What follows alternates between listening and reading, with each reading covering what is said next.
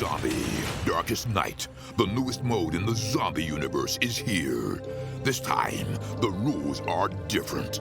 No more parachuting, as players will be placed at random locations on the map when the match begins, and there is no single winner. Players must work with their teammates to spend one long night in the match and stay alive until the sun comes up. Waves and waves of zombies will spawn during each of the 3 foggy periods at night, and supplies should only be scavenged when the fog fades. The main objective is not to defeat other players, though this doesn't mean they are harmless. Players may need to work with other teams when necessary, but should also watch their backs in case the Fragile Alliance goes south. This will be a unique experience for every player involved. This new mode also comes with a passive skill for every player. Understanding these skills will be the key to staying alive in this long night. Can you ride out the night?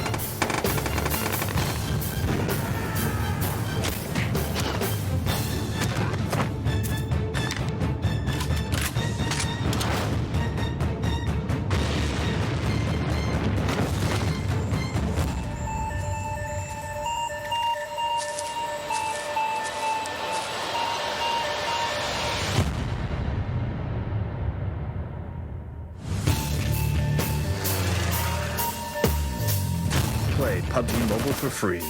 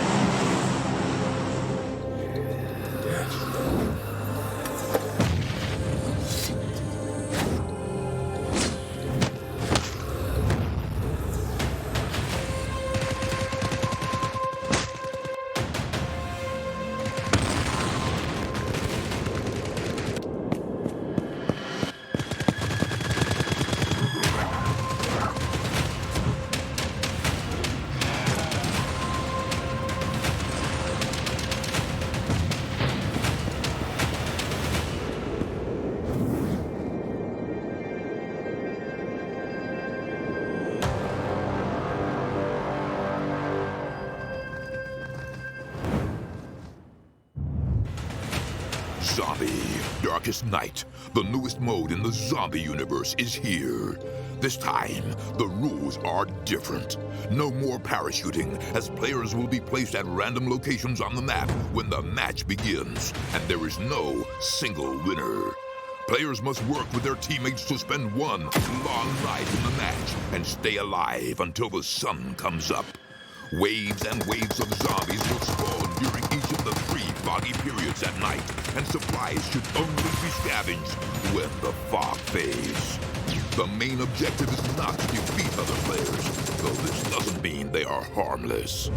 Players may need to work with other teams when necessary, but should also watch their backs in case the Fragile Alliance goes south. This will be a unique experience for every player involved. This new mode also comes with a passive skill for every player. Understanding these skills will be the key to staying alive in this long night. Can you ride out the night?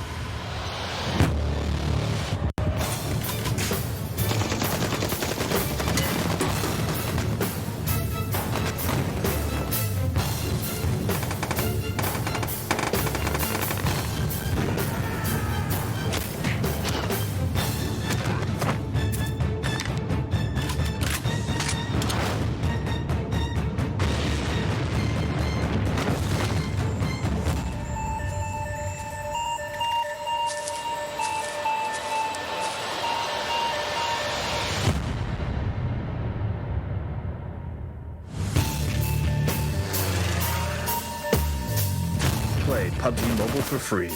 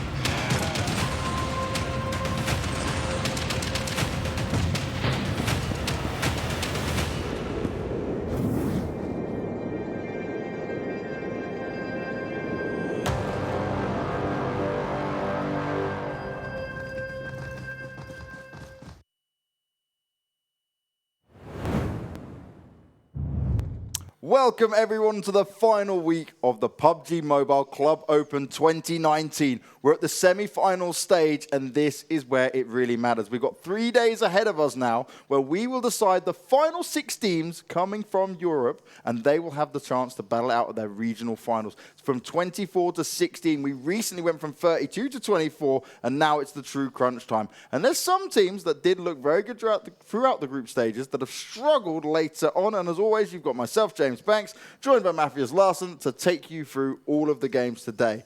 Now, Larson, we've got some teams who have impressed us beyond what they ever did in the group stages here. We've got other teams that have certainly fallen apart. What are you expecting, really? Because for me, I'm thinking any of these teams that didn't perform, remember, it's 2 weeks, so it's an even amount of days. They can step it up. They can make it happen. But I really want to see them deliver to another level. And we've got the schedule here for you guys at home. So we're starting with Group A and B on day 1. Day 2 will be Group A and C. And day 3 will be B and C. So everyone gets a fair amount of games in there. 4 matches across the board. We've got Miramar coming back today, and we love to see it. But coming back to what I was saying there, mate, what do you want to see these teams being working on?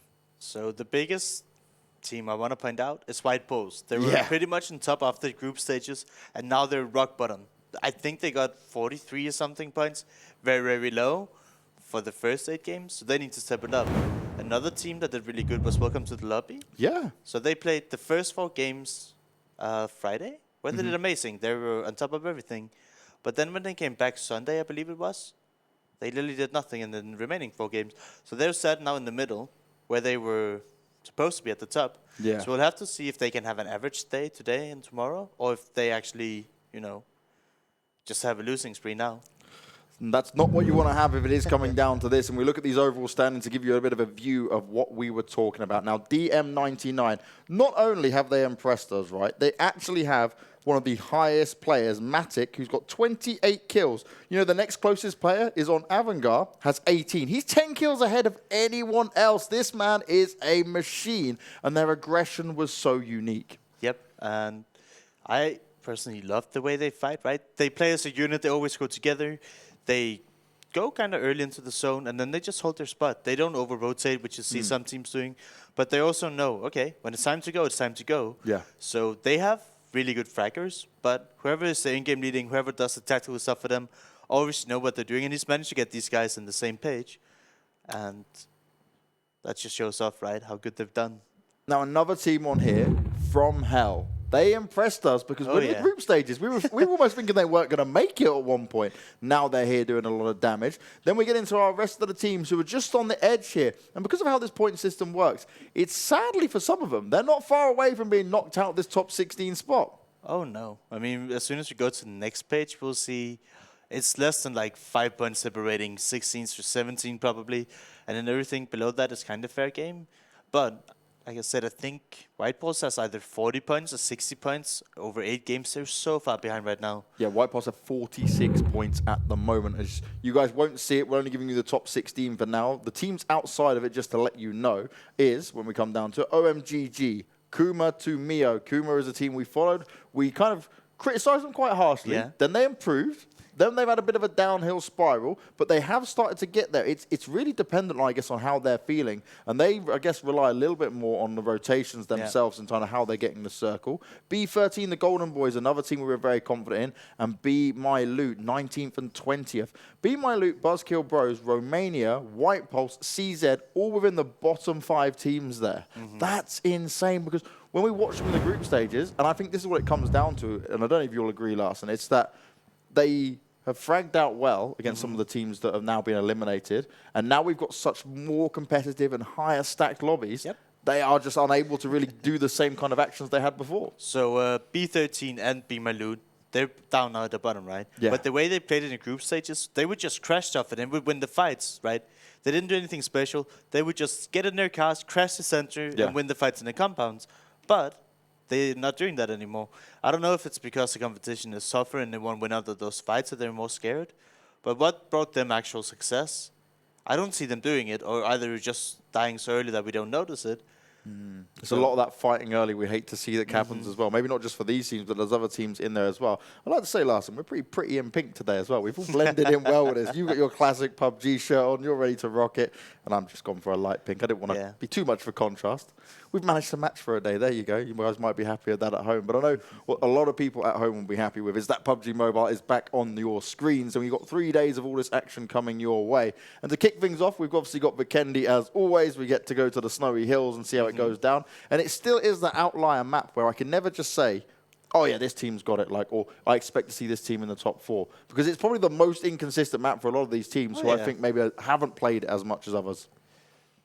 I don't even know if playtime is going to fix it because it is extremely harsh to play. And it's also like, I want to say the winning factors, you can keep 4 people alive, keep vehicles so you can use them for the late game. Yeah. But it's not easy to do unless you get a little bit of circle luck. So I'm going to say maybe like top 5, top 7, you can kind of guarantee with good plays. But to make it all the way to the end, you need some luck to an extent.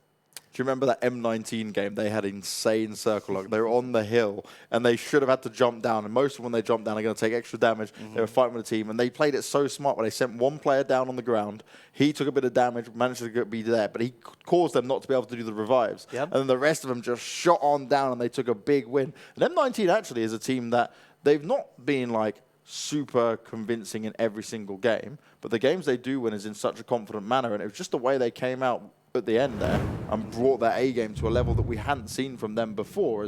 This is not Vikendi. This is not Vikendi. But one thing I wanted to point out is, so M19 right now they find themselves in 2nd place, but they only have around 30 kills, I believe, whereas our first place is DM99, they have closer to 70 kills. They were at 60 something, right?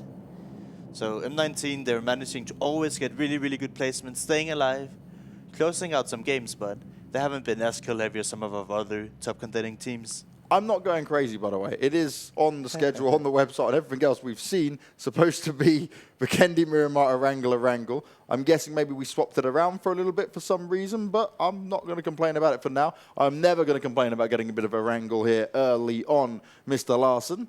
Yeah, we can do 4 Erangels. Yeah. I'm okay with that. You would definitely love that. I'm not sure some of the teams would love that. Maybe some do, obviously do prefer it in many senses of it, but straight away, we're getting everyone out the plane, but also we're getting a pretty fair circle to kick things off with, and that's something you do love to see. Oh yeah. One thing I've noticed is Unique, they landed in just Naya, and they have TQ here as well. Unique don't typically land here, so they're just kind of changing up the airdrop, whatever, depending on where the plane is going. So it'll be interesting to see. TQ here, they're chilling at the southern side, they're all together, whereas Unique is a little bit split more, but they have the entirety of the northern side for now. And something new. Look at Jasnaya. We usually always see 2, 3 teams there, but somehow White Post has managed to get Jasnaya for themselves. Back to the standards. DM99, they're looting Rosq. I expect to see some chaos towards the Pachink area, because we usually always have multiple teams there. We see Kuma, they're in Multa. The only other teams that contest them is the Golden Boyz, but they're not here. Avangar, also basic, doing Multa Power. And everything is nice and slow. Besides Severny and maybe around Pachinki, I assume. There's always more teams there. As we can see, Magic and Storm. That's in Pachinki. Magic getting the opening nut onto Storm.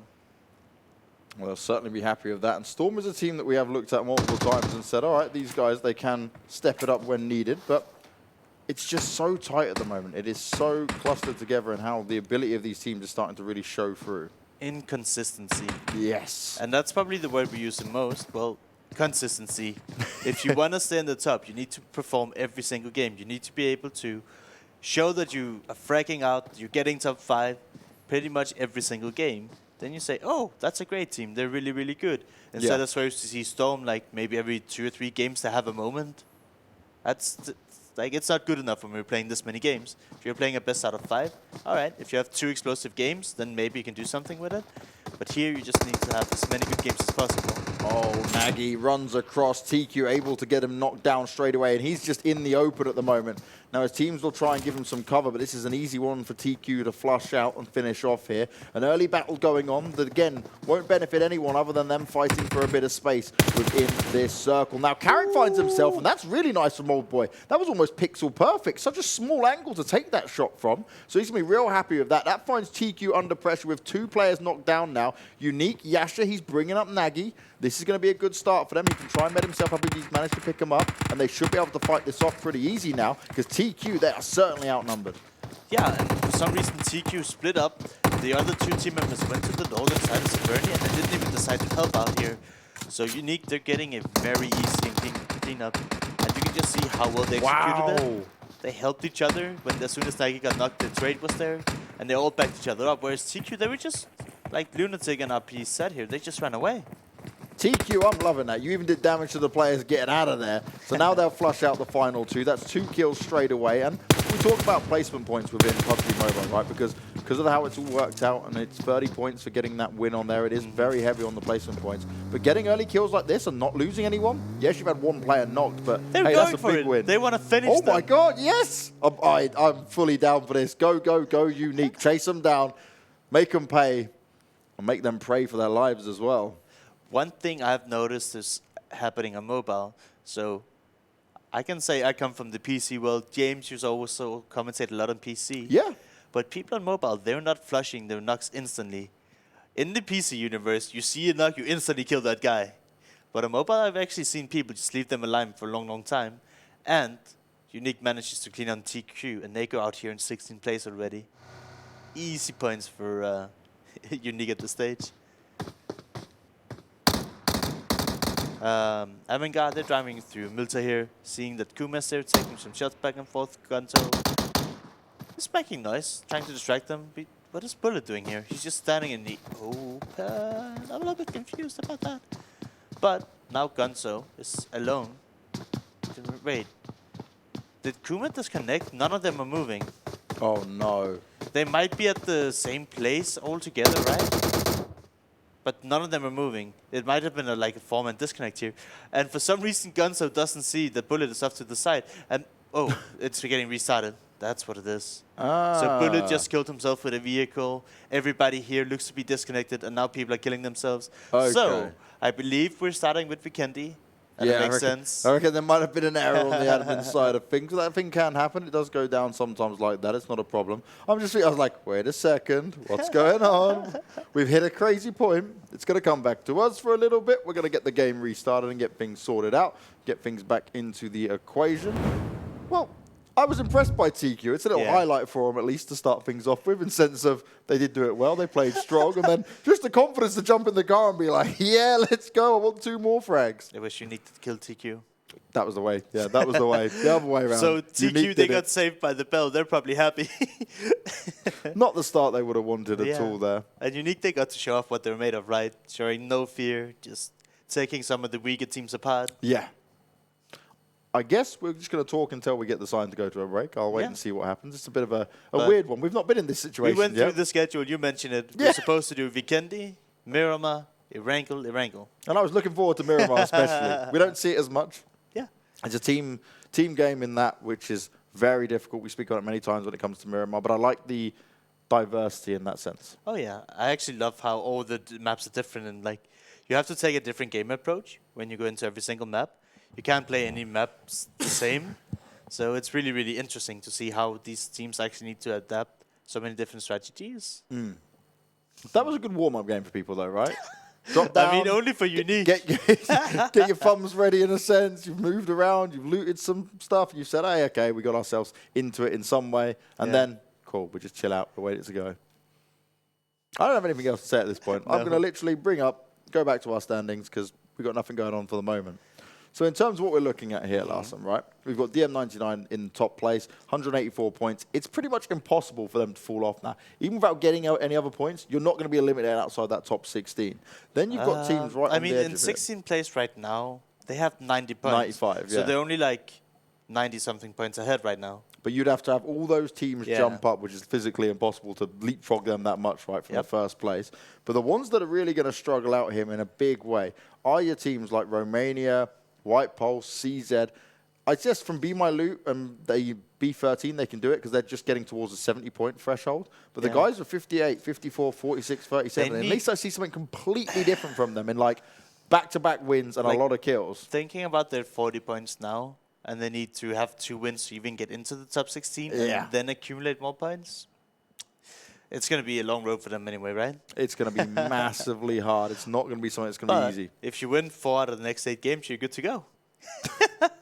and have decent performances in the other 4 games. Now, we've seen it before. We haven't seen it on PUBG Mobile as of yet, but we've seen many teams be able to have this chance where they say, we can get a couple of back-to-back wins in there, but I've seen it in other, obviously playing on the PC version. Yeah. Teams will get 2 wins in a row, 3 wins in a row at times. You ever been part of a 4-win game? 4 games in a row wins? No, I don't think so. You've been on the receiving end of one instead? But no, I don't think it's very uncommon. Yeah, it's a hard thing to do. So on PC, I think Liquid had 4 or 5 games in a row in like one of the early Starlighter tournaments. Okay. And they share it with somebody else, which might have been FaZe Clan at one point, but I'm not sure. These might have been the 2 teams that have done it in the Western regions. That is so impressive for that to go down. So that's what I think some of these teams will be realistically looking at. We need to get the back-to-back-to-back wins. Yeah. Or like you said, sitting in them consistent placings. But the teams that have consistently been within the top 8, like your Avangars, for example, like your M19. Remember M19's final day there? We were just like, wait a second. What happened to the M19 First, we were second, used second, to? or something ridiculous. It was like, huh? How did this even, like... Yeah. Because it was a position where M19 weren't looking like they'd be out of it. They were still within the top 16 at the time. But you were not putting them within the top 5. And they just went, today, it's our day. And they conquered beyond belief. Yeah, and the crazy thing about M19 in particular is they don't get kills. Yeah. They're like way lower than anybody else in the top 5 right now, if I remember correctly.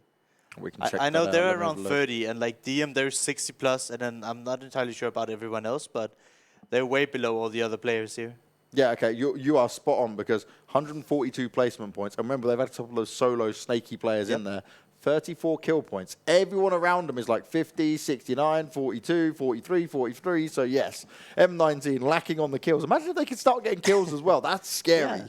That is really scary. Only 34 of them and in second place, but that's just the way of snaking, right? Yeah. If you can salvage games, if you sometimes sacrifice some teammates to get a spot where you can win the game from, it's worth it.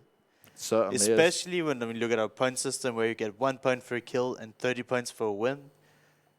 It's so huge to get those placement points. If you can get into the top 3, it's usually better than going for kills unless you can get like 15 kills in a game. And we've seen it as well where they get to these snaky points where there's 3 teams left alive and you see one team's got 4 players, one team maybe has 3, and you've just got the solo player. He just waits for them to fight, then pops up every now and again and says, hey guys, like I'm still here, I'm just going to cause you a bit of a problem in the side. Yeah, when you're 4 players, you can't hide. There's no way. No, it's in not going to happen. Circles, you don't have enough cover, but for one guy, you can usually be quiet enough and just hope that the other guys will engage each other first. Yeah, he's just rocking it quite comfortably on his own on the solo player saying, yep, let's do this, let's make it work. But that's one thing that might change, right? M19 might say, okay, look, this play style's worked for us. Can we now be a little bit less aggressive maybe at the beginning where we're getting picked apart and try and go in for the kills at the late game? Can we change it up on how we win this out? But that's the thing, right? If you're doing this well, do you really want to change it up? It's always room for improvement. But if you haven't, like, that's the thing I want to put into space. Is like you want to practice it for a long time and then maybe execute it.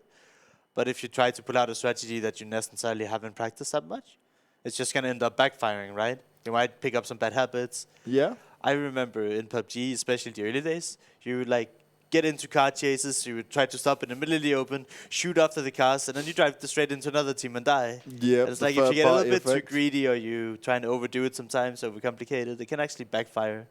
And that's one of the things, right, when we're talking about the practice schedule, is these teams have all had a week now to sit here and get themselves into a position where they can say, all right, what did we do wrong? And that's what we commonly do this, and Larson is so good at this, being an ex-pro, understanding the game to a whole nother level of what some of these players have. If your experience comes from all the way back since PUBG started, some of the feedback that Larson's given these players is vital to what they should be doing going forward, right? And how they should approach the game, how they should look at taking different duels. How many teams fight early for literally no reason? Like, you get 4 kills, but then you've got no placement points. I'll tell you what triggers me the most.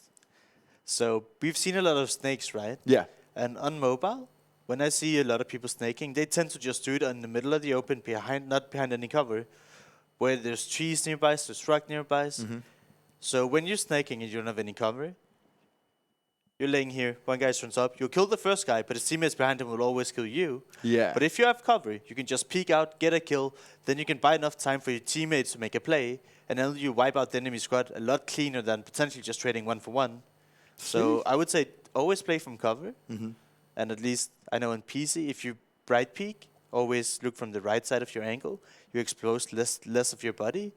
And something you can always have in the back of your head is like, go for those right peaks, because then you have a bigger chance of winning the fights. And that's what we just saw Unique do as well on that little fight they had with TQ, right? Old boy, using the cover perfectly. He had the break in the wall. He just pinpointed it as the guy ran into the house. Yep. Boom, boom, boom, landed a few key shots, manages to get the job done, and he avoided any damage coming back towards him. Yeah, cover is fantastic. You want to use it as best as you can in your surroundings. Especially in third person as well, right? Third person gives you so many more options like that, because you can have that real good look around while you're in that spot. And that's what I didn't understand from that TQ player. I think it was Nagy, right? He just ran straight out into the road, and it's like, yes, okay, you want to get across. It was Unique Nagy that crossed the road there. Was it Unique Nagy? Okay, Yeah. so there we go. I'm getting the player name wrong, but Unique Nagy obviously ran across the road, got picked off, and it was like, there was no need for you to run across. Exactly. Like, there was that no was, need for that that was challenge. very, very greedy. And it was so lucky that TQ didn't want to flush him. You mentioned that they weren't flushing him, and it's like, why? Wasted kill points.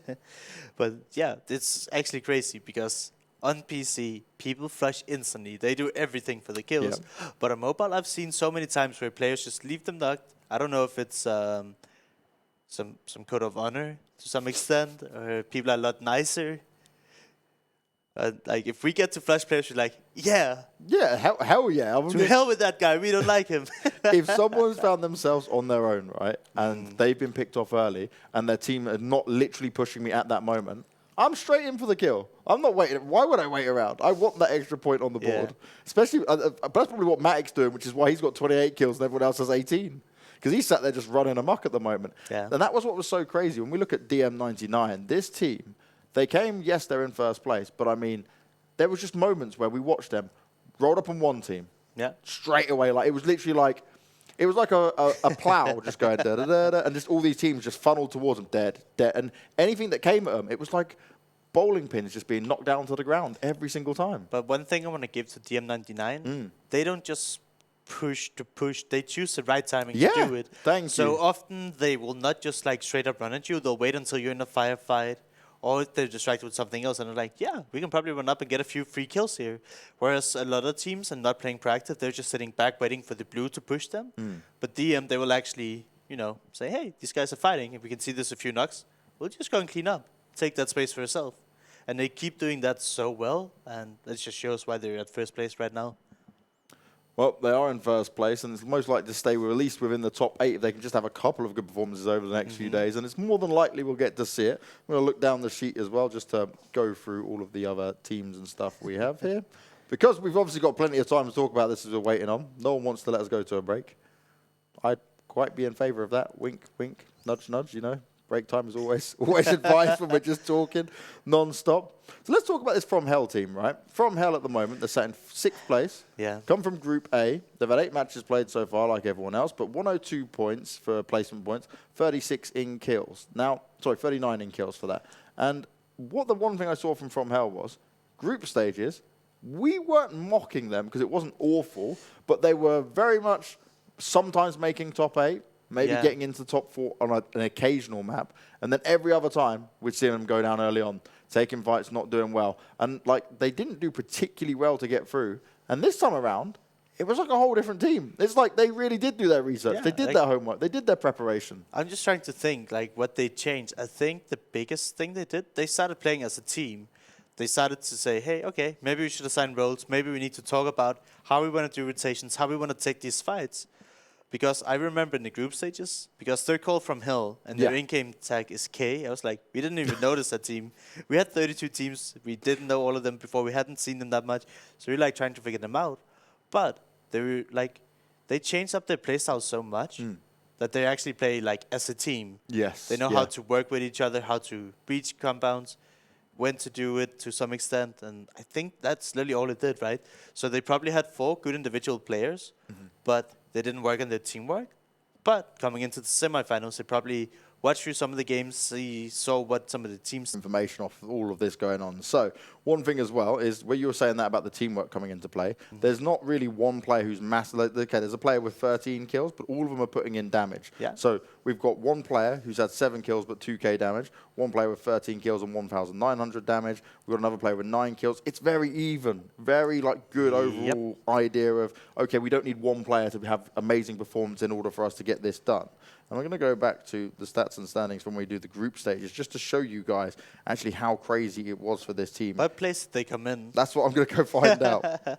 So when they were 16th. That's what I mean, yeah. 16th. And the 16th there was for them. They had 111 placement points again, but it was only 30 kill points, so a lower team on the kill points. This time around, they've just another level on it. Even DM99 is actually probably the most consistent. Team Unique and DM99, both of them top the overall standings. 270 points for Team Unique, 262 points for DM99. Yeah. One team, like we're talking about teams, it's White Balls. They're not playing together as a unit. They play one by one by one by one, and they always like, they don't win out on trades because they go into that. But as the quality of the teams get higher, they've been the teams that have been hurt the most, right? Because their individual playstyle is really not working out. And just to point out, just to kind of affirm your point there, White Pulse finished in 4th overall of 32 teams. They had 174 placement points and 58 kill points. They weren't one of the lowest kill point teams within the top 8 either. They're looking very strong. And like you were just saying there, it's completely disappeared going into where we are now in the semi-finals.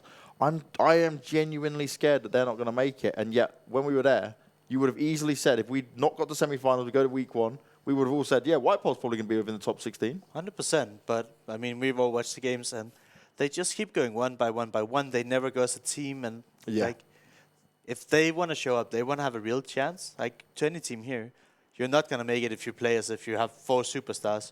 Nope. You need to work together, and everybody needs to play off each other. Well, we're back to normal. We didn't need a break, clearly, after all of that. It is now going into Vikendi. We get to see how it all pans out. But honestly, I just hope the game goes forward. And I hope we get to see a good game of Vikendi as always. Vikendi always gives us our craziest games going forward. Oh, yeah. And we do probably get a very slow ending here. Or not ending, beginning, as we go straight center over the entire map. So teams will be able to do what they want to do. We've seen consistent input Buster. White Pulse always stand there, and they're really keen to fight. And it looks like Magic, CZ, and White Pulse is potentially in the area. FTP FeelThePain, they have Valnova, Huge City all to themselves. TQ, they're doing a bit of a split around Dinopad and Mavocha. Avangar, they're looting all the way down south. And one thing we see a lot from these teams that are playing Vikendi is there's so many compounds. Whenever you're not in the city and you play the open terrain, well, there's not that much open terrain. It's all just surrounded by compounds. So Vikendi, more than any map, I would like to say, it's a super viable strategy to split up, to go around and loot all these compounds. But when you do that, you have a big chance of getting picked apart. You don't really know what to do if, like, a team roads up on you. So personally, I prefer looting a city. Then you have the safety net of, hey, all 4 teammates are here. We're not going to lose anyone early. And if you win that city battle, more often than not, teams will not return. And White Balls, they fought off so many different teams in Vodposto here. And I believe it's the first time that Magic have landed here. But maybe Magic's been like, hey, White Balls, they've been doing really, really poorly. We like this loot spot, and we can take them on. I say that as they're disengaging, so... They don't want to take that challenge just yet. That's interesting, because White Balls, they've only ever landed in Vodposto. And if you watch any of the games, you would know that they would be landing there. So if they didn't say, hey, we're going to take this fight early on because it's White Balls in the bottom of the leaderboard, so I'm a little bit interested why Magic is landing there. Ames, I'm going to hit you up with my, I don't know! It is a true I don't know moment, but what is a good moment for a lot of teams on here is where the circle has gone. We've gone up north and to the west. We've got Kuma inside, Unique inside, Storm, DM as well. And some of these teams are the ones we're seeing right at the top over and over again. So it's a positive for them that they've already landed in a good place. But what we often see from this is where the kills don't come in just as much because of that, because they get it a little bit easier early on. And DM under pressure from Hell, but Matic, the man fragging out like crazy, he does get one knock in there. Rob Dean is going around and saying, Matic, you had a good amount of kills so far, brother, but this is going to be the end of that. They're dancing around the tree. He does finally finish him off. He'll have no problem bringing Balak up, and FromHell do survive with 4 players left alive. I'm so happy I mentioned this, right? It can be really possible. You get a lot of loot if you go into these split strats while in the early game. But if you do run into a team there's more than 1 or 2, you have a chance of losing out. And DM here, they're losing their quote-unquote key player Matic, who has 28 kills, top fragger of the tournament. The guy with the second most kills has 18.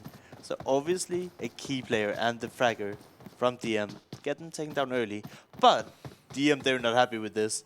So Nukes, he gets a return frag. And we'll see if the last 3 members of DM99 will push in on this and clean out the 2 members from FromHell. And if they can do it cleanly. Right? You take some pride. When you're #1 team, you have so many kills, you're not going to let anyone hustle with you. Definitely not. Definitely not when it comes down to it. Now we've got Team Romania on us.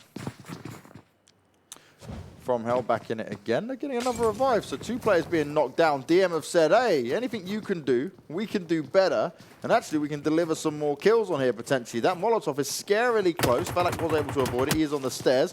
But Nukas, he's found Rob Dini, and that's another player down. So Valak revives 1, but they just take another with him. And now DM will start this breach, and this is what they're so good at. Valak's trying to hide around the corner. He can see what's going on, but he can't get anything done. This is what we talk about with DM. Style points all day long. They walk away with a full set of kills. They've only got 1 more player to find. Yeah, they somehow managed to get a knock onto Whitey, who might have been driving up to the compound. I didn't see what happened, but now, FromHell, it seemed replaced a bit, are down to just 1 member. And DM showing their dominance. Even though they're losing Matic, they're like, hey, this is our lobby. We can do whatever we want. And you can just see them. They're having fun while doing it. They know exactly what to do. They're like, hey, there's 1 guy in a room. We're going to get our SMGs up. We're going to run and jump at him. And when 2 guys are jumping in front of you, it's so hard to even connect shots. And the luxury of having SMGs is you can jump, sprint, and hip fire and still connect a lot of bullets in comparison to some assault rifles. So a really good way to push these buildings out, having no fear whatsoever. Now, when it comes to these teams starting to rotate in, Avangar go for their usual spot down south. They like to be the teams that can come up and try and wipe some of the teams after they've fought it out for a little bit. FTP have got a little way to go when it comes down into it. CZ, our current last place team, right on the edge there, all the way over towards the east. And the rotation in for them is going to be a bit easier because there's more space on this side of things. The Romanians staying up north at the moment. They've got time as well. Yep, like you mentioned, we had a Western airplane for the most part. So when CZ goes that far to the east, it's going to be very clear for them.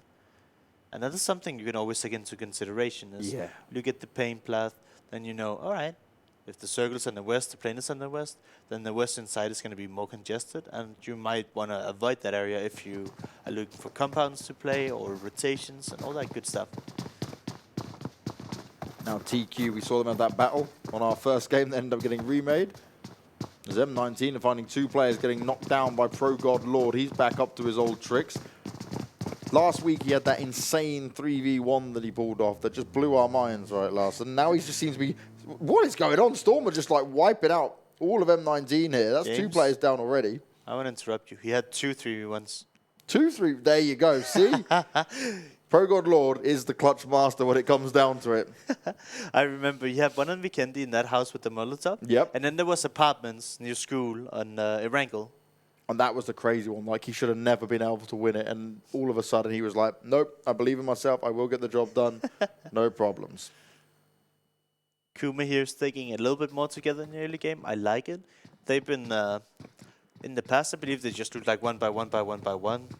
And then they group up later, and we've seen them lose out on players early, so maybe slowing it down a bit and having at least 2 by 2, unless they're already looted up and they're just splitting now. 2 compounds right next to each other, looking like they're getting into vehicles, if I'm not mistaken here. Avangar, we saw earlier, they were all the way down south. They're sending it pretty much straight to the middle, but on the southern side. So they made their way in. M19. I assume this is the last player alive, because we saw all that go down by Storm. Yeah. So he's going to be having to play on the back foot. But if you're an M19 fan, you don't have to worry for them. Currently sitting in 2nd place. And if they just have a few decent games, they should stay in the top 16 no matter what. They certainly should. Now, we saw Kuma a little while ago as well. I really would like to see them, considering they're in the circle already, hunker themselves more towards the center, play it smarter. Saw them getting vehicles as well. get yourself a compound and defend it. Don't just allow people to roll up on you. Yeah. Look at holding it down. Take your position, feel confident in yourself, and deliver to the level. We've seen them do a few times, but it's all about that consistency we talk about many, many times. They definitely need to practice on their confidence levels. Yeah. I assume they've gotten to this point. They're in the semifinals. They have to be able to shoot them in fights. Of course. But whenever we see them, it just looks like they're scared, they're nervous.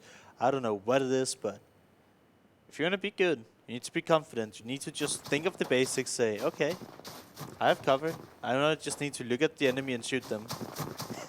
They were certainly backing away a lot more when it came to it. Oh, yeah. As we've got FTP here. They've got Bemyloot close by. Going to get their rotation on somewhere else by the looks of it, or use the car as a bit of a cover place to put it somewhere if they want to hold on to this spot. It's a very slow game as we get many of these when it comes to Vikendi. And then all of a sudden we get to phases 4 and 5. And everyone goes, we've run out of space again. Because it is a smaller map. Oh, yeah. Smaller map, really slow circles. They often center. So whereas in Miramar and especially Erangel and even Sanak, you have half shifts early on, so people have to make drastic rotations. But here, for some reason, it's designed so until circle 4, it's just like centering, and you don't really have to do much. Now BKB, the BuzzKillBros. A great name, and they have been a team previously to show us what they can do. It's time for them to really show their stuff if they want to make sure they do grab that regional spot. Avangar, while things are looking good for him, Bandita is currently the #2 ranked player in terms of kills. And he did have a lot of good kills, a lot of good games overall for his team. If they were winning, he was one of the guys really being the point man for it when it came to it all. Yep. And they don't have to really decide on when they want to go out just yet. They can just hold on here. They already had that one rotation in. And like we said, right, they're always one of the final teams to rotate. Oh, yeah. And I think it's important that you get all the loot you need, all the utility, all the meds, all the ammo you need to play a game comfortably. And they obviously have probably some of the best rotations out of all of these teams. They always manage to get a good spot. They don't usually lose a lot of people on their rotations. So they have kind of figured out these maps, how to rotate, drive on them, which path to take, and how to scout a lot. And we see the circle update, and they're moving. Even though they're pretty decent, they have gone so literally at the straight center, and they're all sending it to him now. Magic making their way up as well. We saw a few games from Magic where we say, all right, this is really good, but they're not the team where I expect them to get the big wins. That's the only downside for them here. But this is proof in the pudding where it says that you don't have to have wins to get up there and be in a position where you can qualify for regionals. You can just be consistently, sometimes getting towards the top 8, getting a few kill points alongside it. We've seen teams be able to just sit around that top 8 area purely off of that and been very happy of what they've been able to achieve. Yep. But I just want to stress out, your goal can't be to do that, to just get to the regional finals, but when you get to the regional finals, we have 2 spots. Oh, like you need to play so well if you even want to have a chance of making it to the global finals. Oh no, White Pulse once again. Under a bit of pressure here, FTP have found them. Class has hit the deck and then instantly being flushed out. None of his other teammates seem to be going down yet, so maybe he was just caught away from the rest of the team potentially. Yep, White Balls, they've been very keen to just blindly crash into compounds. And doing it this early on I don't know exactly what happened, but they've been keen to do it. And there's no reason to. Like, you see the map, we know the map. There's going to be so much open real estate. And it's a good option to do once you get later into the game and every other option is denied from you. But doing it in Circle 1, Circle 2, Circle 3, to some extent Circle 4, is bad. Yeah. It's not something you should build your game plan around anyway. Certainly something that you're not going to get the big wins with. Definitely not. Definitely not. As Unique, a team we've seen and know so much about. They're also one of the most popular teams when we look at chat. Like, there is always someone spamming a good, like, it goes Team Unique, and there's like Kitsune, Yasha, Old Boy, Nagi, and then Love Heart spammed everywhere. So they've got their little cheering squad in chat. If you're a Unique fan, you'll be very happy to know they are playing very well. They are doing good across the board. But Old Boy, he had one of those games, where we saw like ridiculous amount of kills. Yep. It was Erangel ending, it was near Severny. Did he have what? He had over 10, but I Yeah. can't remember if it was a lot over 10 on that. But 2-digit kill numbers from one person is pretty much unheard of in this game. It happens so seldomly. And we've got Nopsa Hand here on the roof. He's made a bit of noise. He's got his teammates around him, but he's got a BKB player just in front of him to help him out, to be the scout there for him. Yep. They can hear what's going on with the car. So I like the positions they've got set up here, right? Because it means that he can jump up if his teammate gets put under pressure. Welcome to the lobby. Poser took some damage, but he will have to walk away. The smoke's giving him enough cover here to get out of it. More shots coming at him, though. And guess who they've run into? My oh my, it's DM who seem to be able to choose all the fights in the right way. They're going to instantly try and get the res up, but I wouldn't be surprised if DM now go and send for it. They've done it before, and they'll do it again. The new circle pops. We've gone, again, more towards the center, a nice and fair circle. We've excluded all the water, which is a positive here for at least how it will end out. Yep. Welcome to the lobby. Already losing out. They're on foot. You do not want to be on foot in Circle 2, because you still have to traverse so much more. And they're under heavy fire from DM, a team that often doesn't miss their shots. Jonathan is trying to make something work in Asia, but they need to get in cover, as DM will just pick them apart. That's a double knock now for Poser as well. More shots coming out towards the car. DM. I honestly, this team is just so damn good, Larson. They never miss an opportunity to take these fights and these kills. Other teams might not even have been as persistent, but look at them. They're hitting every shot almost. So much damage being done. Jonathan's got the hell out of there because he didn't want his car to be exploded. And like you said, they need it for the rotation. Yep. The thing is, DM don't even need to push up. They're playing the long-range game here. Uh-huh. And this is the aggression you need to take, right? Just putting the damage, putting the hurt into other teams, making sure nobody wants to breach you, and just stacking up those kill points. Oh no, It Jonathan. all adds up. He needs to be careful. Yeah. That car has been shot at multiple times now. Gailey here, he's like, all right, you guys got away, but we got a knock. We did a bunch of damage to you guys. You're not coming anywhere near us. Job done. For now, anyway. And this is how you want to play these compounds as well. On top of the roofs, close to the edges of the compound, so if anybody were to breach, you still have decent cover. And if you get a knock on 2 as they approach you, then you can take the fight so cleanly. But if you don't manage to get the knocks, you need to be able to disengage, regroup, and not try to take the fight like 1v4, as we see so often by actually a lot of people, right? Like, oh, somebody drove off to my building while I was AFK. I should go out and check what it is, and then he just dies. I feel like I've seen that scenario too many times from some of the teams. The first player eliminated, right, in the early part of the game. And DM, compared to other teams at that point would sit there and say, all right, we're just going to give up, like we're going to play a bit more passive, not play. DM are playing exactly the same. Nothing has changed. That's a very good point, and that just shows, right, the confidence in these guys. They're like, hey, we lost the guy with the most kills? Well, it's just because we're helping him. We're just as good as him, right? And that's what makes these star teams, having all 4 players, having the confidence and the skill to just frag out and not be afraid to take fights. Really, really cool to see. And that's honestly what makes or breaks a team, right? Some teams maybe have 2 fraggers, the 2 guys that are a little bit more passive. Yeah. But the best of the best, you have 4 star players. You don't necessarily see them be a quote-unquote star player, but they're able to when they don't have to support whoever is leading the frags. TQ? Chilling. Yeah. Could you imagine if a team rolled up here? Like, they wouldn't be able to defend it. No, they would not just at get all. free access. And Carrick is all, it was like, what I don't understand with this, if you're going to do what they're doing here, 2-2 split it. Don't 3-1 it, because Carrick's just the first, he's going to sit there and go, great, no one's going to be able to res me. Yep. That's kind of the bad position to play from in that sense, but everyone apart from CZ, who seems to be really going for the most passive I've ever seen him go in my entire life. We did criticize them for fighting early, so I'll take this. I'm not going to complain about it. This will work if they can just keep creeping in, stay within, don't get hit by the zone, and just avoid a few teams if they want to play it like that. But eventually they will be forced to fight, and that's when it's game on for these guys. As Avangar, you hear him rattling away a few shots. But who are they rattling the shots at?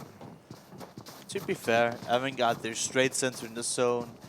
I don't think they'll be getting breached, and if they get a knock, it'll just be people sitting in their compounds. They might trade back some bullets, some ammo.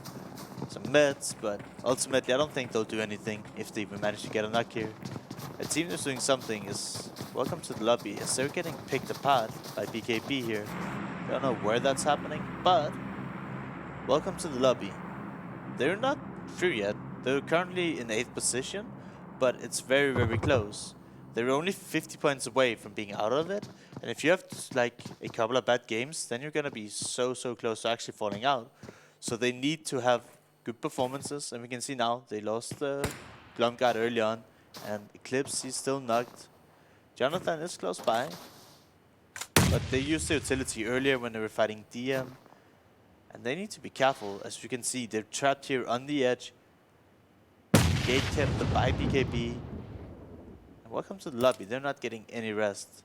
They do have a few games of buffer to stay safe, but like I said, if you don't show up and show up soon, then it might look really, really bad for them. And that's not a fun position to be in. Some teams do thrive though. I can speak from personal experience. When you're behind, you feel like you have nothing to lose, and then you just do crazy things, take big risk, and sometimes that's a huge reward. Whereas if you're in the lead, you might end up playing a little bit more passive, and that ends up hurting your gameplay. I love this. Someone said to me, Unique is like Old Trafford, one love. Old Trafford, Man United, best team in the world. Don't at me, don't have a go at me. I probably triggered a lot of people there. I'm happy you can compare Unique to them. You said best team in the world, you meant Barcelona, right? Get out of here, Larson. I am British. Yeah. I support a proper team. I don't care on recent results. Legacy is everything. Whenever James says anything about national pride, I always try to harm him. Yeah, you've thrown Brexit at me enough. Oh, yeah. We had a fun conversation yesterday, and then he said, yeah, I'm from the UK, we're smarter than everyone. And then he just clapped him on the shoulder and said, what about Brexit? Yeah, Theresa May. But there's nothing wrong. I feel like everybody has some nationalism in them. They're proud of their country. They're happy where they come from. I'd be proud if we maybe got rid of Theresa May. DM style. Finally, we see a circle where teams will have to move. A little bit of a hard shift towards the western side. We can see DM is sitting strong, Avangar sitting strong, Magic, but a lot of teams here will have to move. White Poles, Romania, Kuma, FTP, they're almost in. BMLstorm, CZ, even some TQ members, all have to make their way to the zone. Finally, in the next few minutes, we'll have a lot of actions. As we can see, the blue is already closing in. We can pat ourselves on the back, though. We've handled this well. We've done like 30 minutes of filling, and we've got this long, slow game to start off with as Unique. They've got the Romanians out of their vehicles, and then they start to fight them.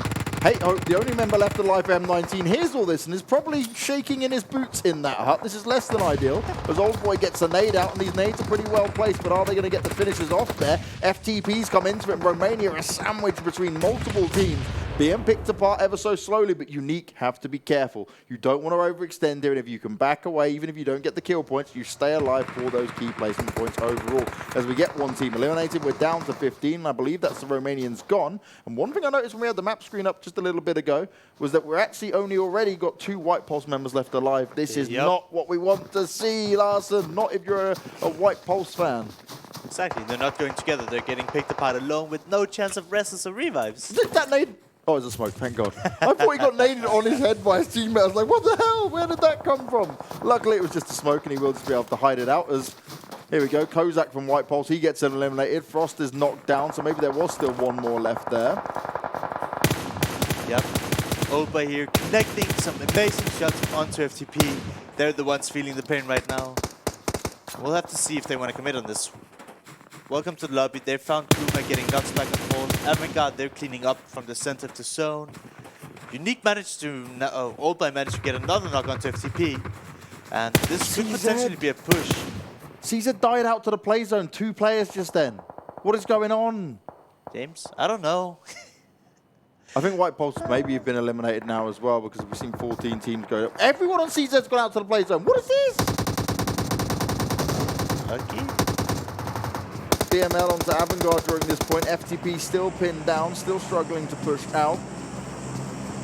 If any nades come out towards them, they're so clustered together that I would be very scared. You'd see potentially 3 knocks come in. Trying to work off the kill feed. I feel like we got rid of BML and they're out now in 14 spots, so we're down to just 13 teams. And Avangar, they're managing to recover with at least 3, no, there's 4 people from Avangar. So they defended their push from BML. They're good. Oh boy, found his 3rd knock in a row onto FTP. But the rest of Unique is moving down. They're like, alright, you got our back. The circle half shifted away from us. We need to push our way through or away from Magic here to make our way into the next zone. So you can see some of the Magic members are really, really split. But one thing they're not doing is watching the hill, so Unique is allowed to just run down for free.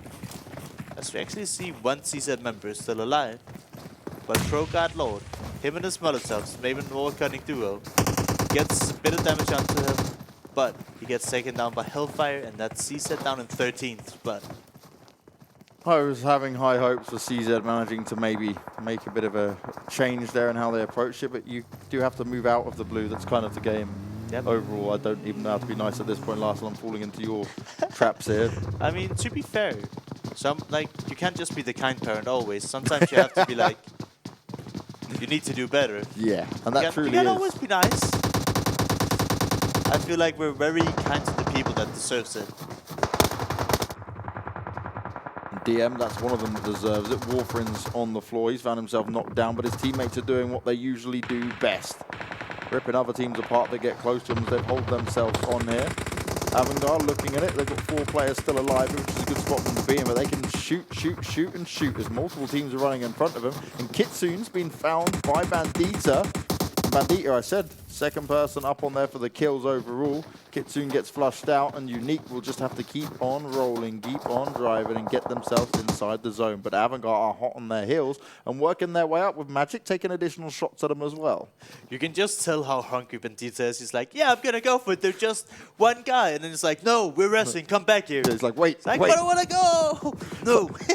He's like a dog on a leash. He's like, let me go, let me go. He's like, no, no, no, you come back here. And that's definitely needed sometimes. Having a guy who can say, no, it's more important that you're alive than risk you going out and dying alone. As we see, welcome to the lobby.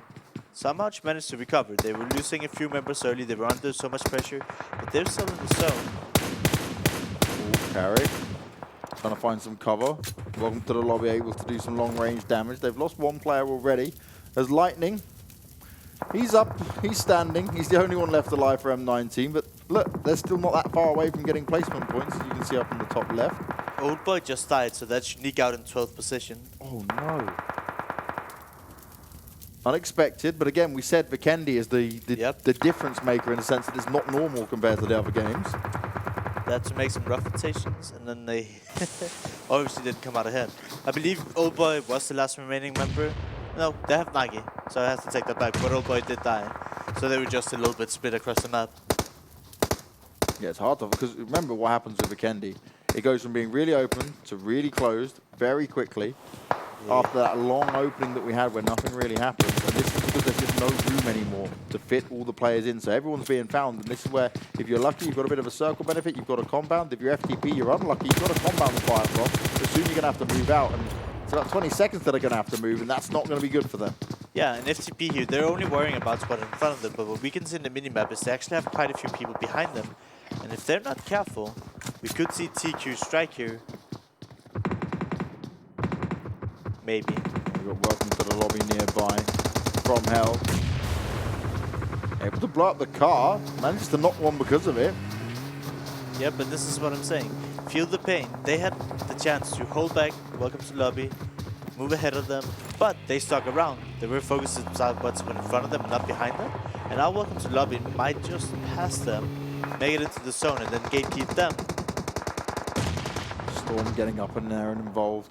Fear finding, knocks BKB in it as well. Bandita gets flushed out, he'll go down. Gonzo's gone as well. I think that's Avangar going to be eliminated because Maki is the next one to go. This cannot be looking good for them.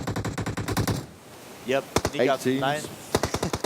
Jesus. This lobby is getting picked apart, and it looks like all of them might also have died in the rotation into the zone. FTP getting picked apart, they couldn't make it in either. I think that one healing in the blue, but it's not looking great for them. They actually have, one guy just creeping in. The entirety of Magic in front of him. Look how many teams are getting eliminated. He got his way into the top 5. Oh, we fought the team up. In about 2 seconds, we must have had solo players dying everywhere. We've got Storm in it, we've got Magic in it, and DM, the classic team, over and over again, you lose their #1 player, and it doesn't even matter. They've got themselves just outside this new circle, and they've got themselves a good compound to fight from, and they've got Storm pinned down in front of them. Lightning, M19, he's still there chilling. So we saw that M19, they lost 3 members really, really early on, but M19, they don't kill people, but they always get the placement points. They got 2 first places and 2 second places the last day we played last week. And they somehow can just stay alive for so long. But obviously they have 0 kills, but that doesn't really matter as long as you can get those placement points. DM though, they're just on another level. 8 kills for them, secure top 4 right now, but they could go ahead and win this game. We're not going to count them out just yet. I will count the other opposition out, because Storm, they're still looking strong. Magic has at least 3 alive. And Lightning, he has very fast to get into the zone. Storm's just going to go out and try and go on a bit of a clean-up duty onto Magic who they've dealt damage to. This has allowed DM to push forward, though. It's given them a bit of space to work their way into the circle. Storm do have 4 alive, up at 9 kills. Very impressive. Gabella's making his way forward first. He's going to be the front runner for this, but Nukas is down there. Drone was spotted out. Warfarin's been seen as well. Shots coming out. Gnarly's found Lightning. That's M19 out. We're into the 1 team versus 1 team. It's Storm going up against DM. DM have got to be careful here, but they're still able to deal a lot of damage. Warfarin getting it done, but he's instantly refragged. And now Gnarly has 2 teammates being picked apart here, but he's got to find 2 kills. Hellfire and Pro God Lord are just around the corner. If Nukas can spot this out and give him the information, a well-placed nade could be very vital. Damage comes in. He's got the chance. It's a 1v1 now. Gnarly knows he can do it. He's delivered it many times before. And instantly you see Pro God Lord gets a little bit scared. The shots come out. Oh, so and he gets it done. Storm take the win, but that was right to the wire. Low on health. Pro God Lord was very close to being completely taken down and eliminated in that final fight. About 25 health, I would gather to imagine there. Every single player on DM's team, they're so deadly. They don't hesitate, they have no fear, just running and gunning. But Storm, they had the better position on them, and they had the numbers, and they used that to their advantage. So really well played by Storm, getting the chicken dinner, 12 kills on them, 10 on DM, 0 on M19, but at 3rd place. It was just a snake performance from Lightning. Carly, though, I've got to say, you have the zone pushing you. You tried to use the tree as cover, then you had to run, and he just focused on where he thought Pro God Lord would come out, waited for it to happen, sprayed as much as he could, did a lot of damage. That was almost a win. Yep. And then he went down. You cannot even complain about that. DM, you lost Matic from the beginning. This is just a team who I cannot even begin to think is not going to be one of those teams who is really a front runner for the regionals here, just overall in terms of not just qualifying for the regionals, but potentially taking one of the top 2 spots if they can continue to be this deadly. Oh yeah, but one thing I do want to point out, right? The regional finals, it's going to be a LAN tournament, I believe, and it might be a new experience for some of these players. Yeah. So that might have a big performance, but if they can keep up their confidence levels they have right now, they're unstoppable. LAN is a completely different beast as well when it gets to it, right? You've got all the other teams around you. You're on the comfort of your own environment, your own home. Yes, it's a better way to play the game in the sense that, like, all 4 of you are together right next to each other playing. You're on the stage and stuff like that. But some people, that gets to them. Their nerves start to kick in. Things start to feel a little bit like, okay, now I've really done it, right? Like, they're seeing the money is there on the end of the line. We've nearly qualified. And that actually sometimes can be a little bit of a negative effect to some of these teams. Oh, yeah. And at least for me, the way I look at the qualifying to a LAN tournament and LAN tournaments is like when you have to qualify, it's like preparing for the big, bad, scary exam. And then once you make it to LAN tournament, it's like celebration. Like you just play, you have your own game to worry about. You made it. You're going there, you're getting all the exposure, and you have the chance to take home the trophy. So I actually feel like as soon as you get to the tournament and you qualify, a lot of pressure is relieved, and it's just about having a good time doing your best. And fear does not really exist. I'm one of these guys, right, that's in this, like, I watch a lot of these, like, motivational videos and stuff. I watched one literally the other day. I shared it on my Facebook page about Will Smith said he jumped out of a plane, right? And what he did was, he said he was so scared going up, and it was, like, ruining the whole experience. And he said the thing that is worse about it, as soon as he jumped out and started just skydiving, it was, he said, like ecstasy, like pure heaven. He was just loving every step of it. And that is because fear itself can sometimes just crush what you want to do. So you've got to try and train your mindset in a way. And a lot of pro players, they can do that because we see it now with teams who end up getting things like psychologists and stuff like that. And DMStorm, 42 points, 30 placement points, 12 kills. DM19, though, still walking away with 32 points. FeelThePain up in there on 21. Now, M19, right, they got third place, just off placement points and no kills. They're still within the top 5. This is just, for them, the way they get it done. And yeah, 19 points is really, really good here. At least if you get 90 points every game, you're through. You made it. Yeah. And like getting 19 points with them here when they lost 3 of the team that early on is so, so impressive. They could have maybe tried to get a few cleanup kills, but well played by them. And we look at the bottom. OBS, Epic, TQ, FeelThePain, Ace, Magic, Rest. Look how much that's helped DMStorm, though. They're now up in 9th place. All up with 140 points. They're nearly breaking through to that top 8. If they can just get a couple more games like that, not even just wins, but just in the kill side of things and alongside top 8 placements, they'll be loving life today. Is this the new updated leaderboards? I'm guessing so now, yeah. So Storm, they had to have been really far down. Yeah, let me check first. I mean, they got 42 points now, right? So that should help them massively. And yeah, this looks like the new leaderboard because DM19, they have 79 kills rather than the 69. So Storm, they must have been right next to elimination in terms of points. But much we needed from them to get a huge performance here. DM99 now over the 200-point mark. Brilliant from them. M19 still able to stand strong in there. Avangar not far behind them. Then at least from, I'd say from 4th all the way down till probably 11th, 12th at the moment is a scary position to be in. Because you go from 119 points in 13th all the way up to 146 there for Welcome to the Lobby. It's a scary spot to be in. It can be one of those ones where you say, all right, just a couple of good games can see you instantly go back up there and steal one of the spots away. And that's why I keep looking at Welcome to the Lobby. They're just not getting the big performances they need to solidify the spot right now. But they do have a decent threshold of points. I would say if they get about 60 to 70 more points, they're through, but they're just not there yet.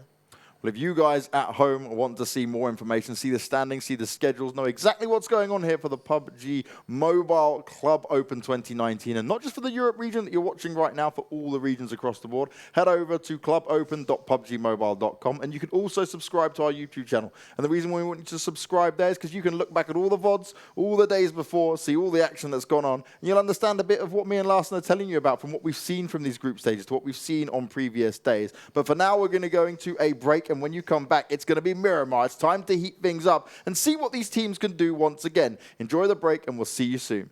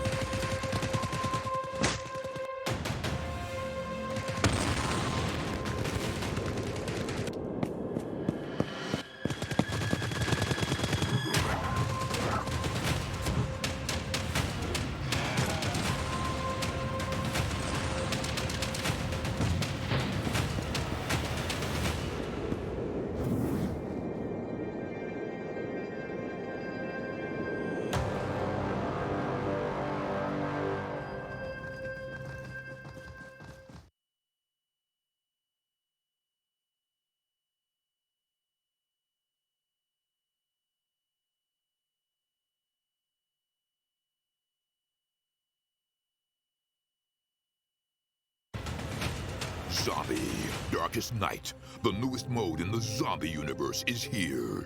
This time, the rules are different.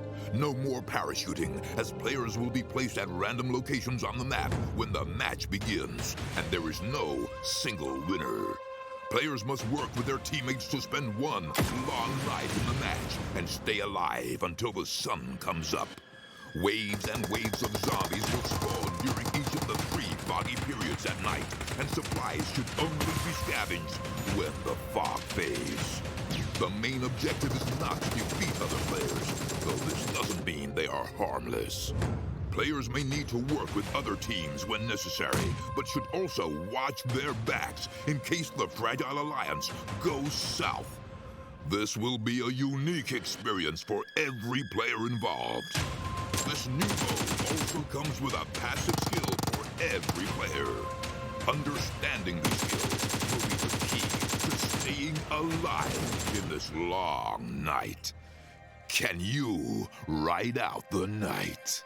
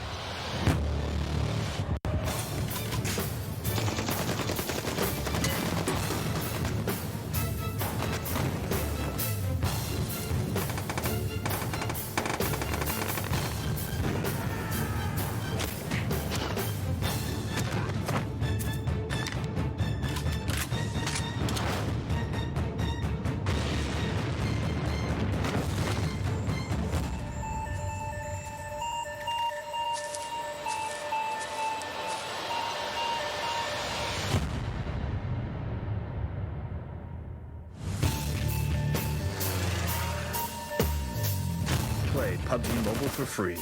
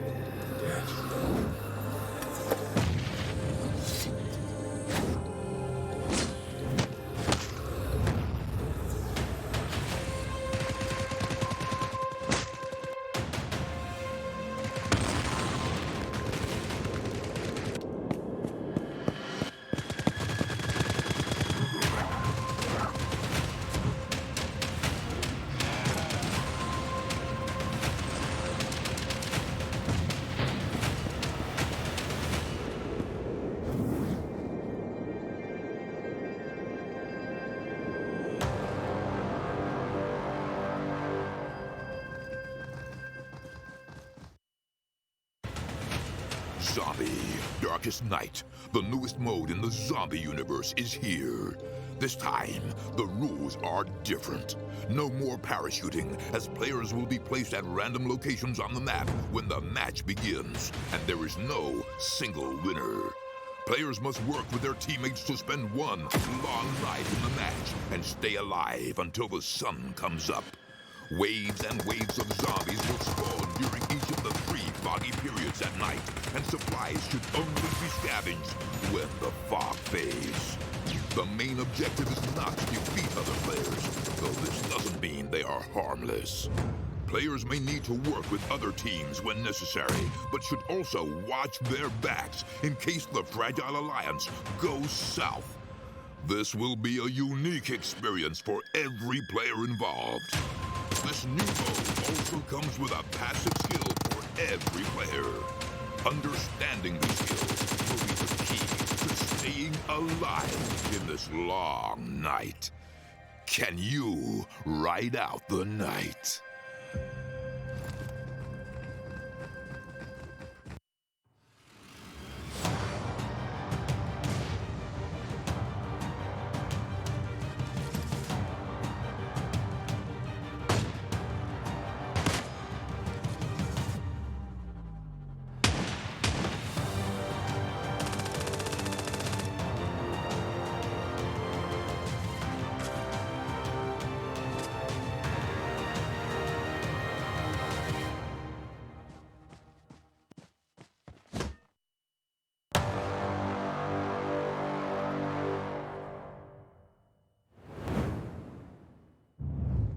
DMStorm took the commanding victory in Game 1, walking away with 12 kills and the win, going up against our current #1 team in DM99. As always, you've got myself, James Banks, joined by Matthias Larsen to bring you all the action. We've got 3 more games coming your way today, and next up is going to be Miramar before we head on the 2 Erangel games.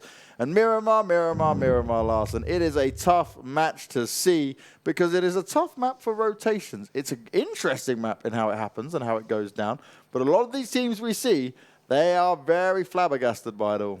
Yep. So Miramar in particular, what makes it really hard is 1, as you mentioned, the rotations. Yep. 2 is third partying, because a lot of these fights are on a hilltop, and if you want to shoot at a team, you have to peek the hilltop. But when you expose yourself, you open yourself to other teams, not necessarily only the teams you're shooting at. So when you take some of these fights, early, mid, late game, you have to be so careful that you don't get third-partied all the time. And that's pretty much the name of the game on Miramar.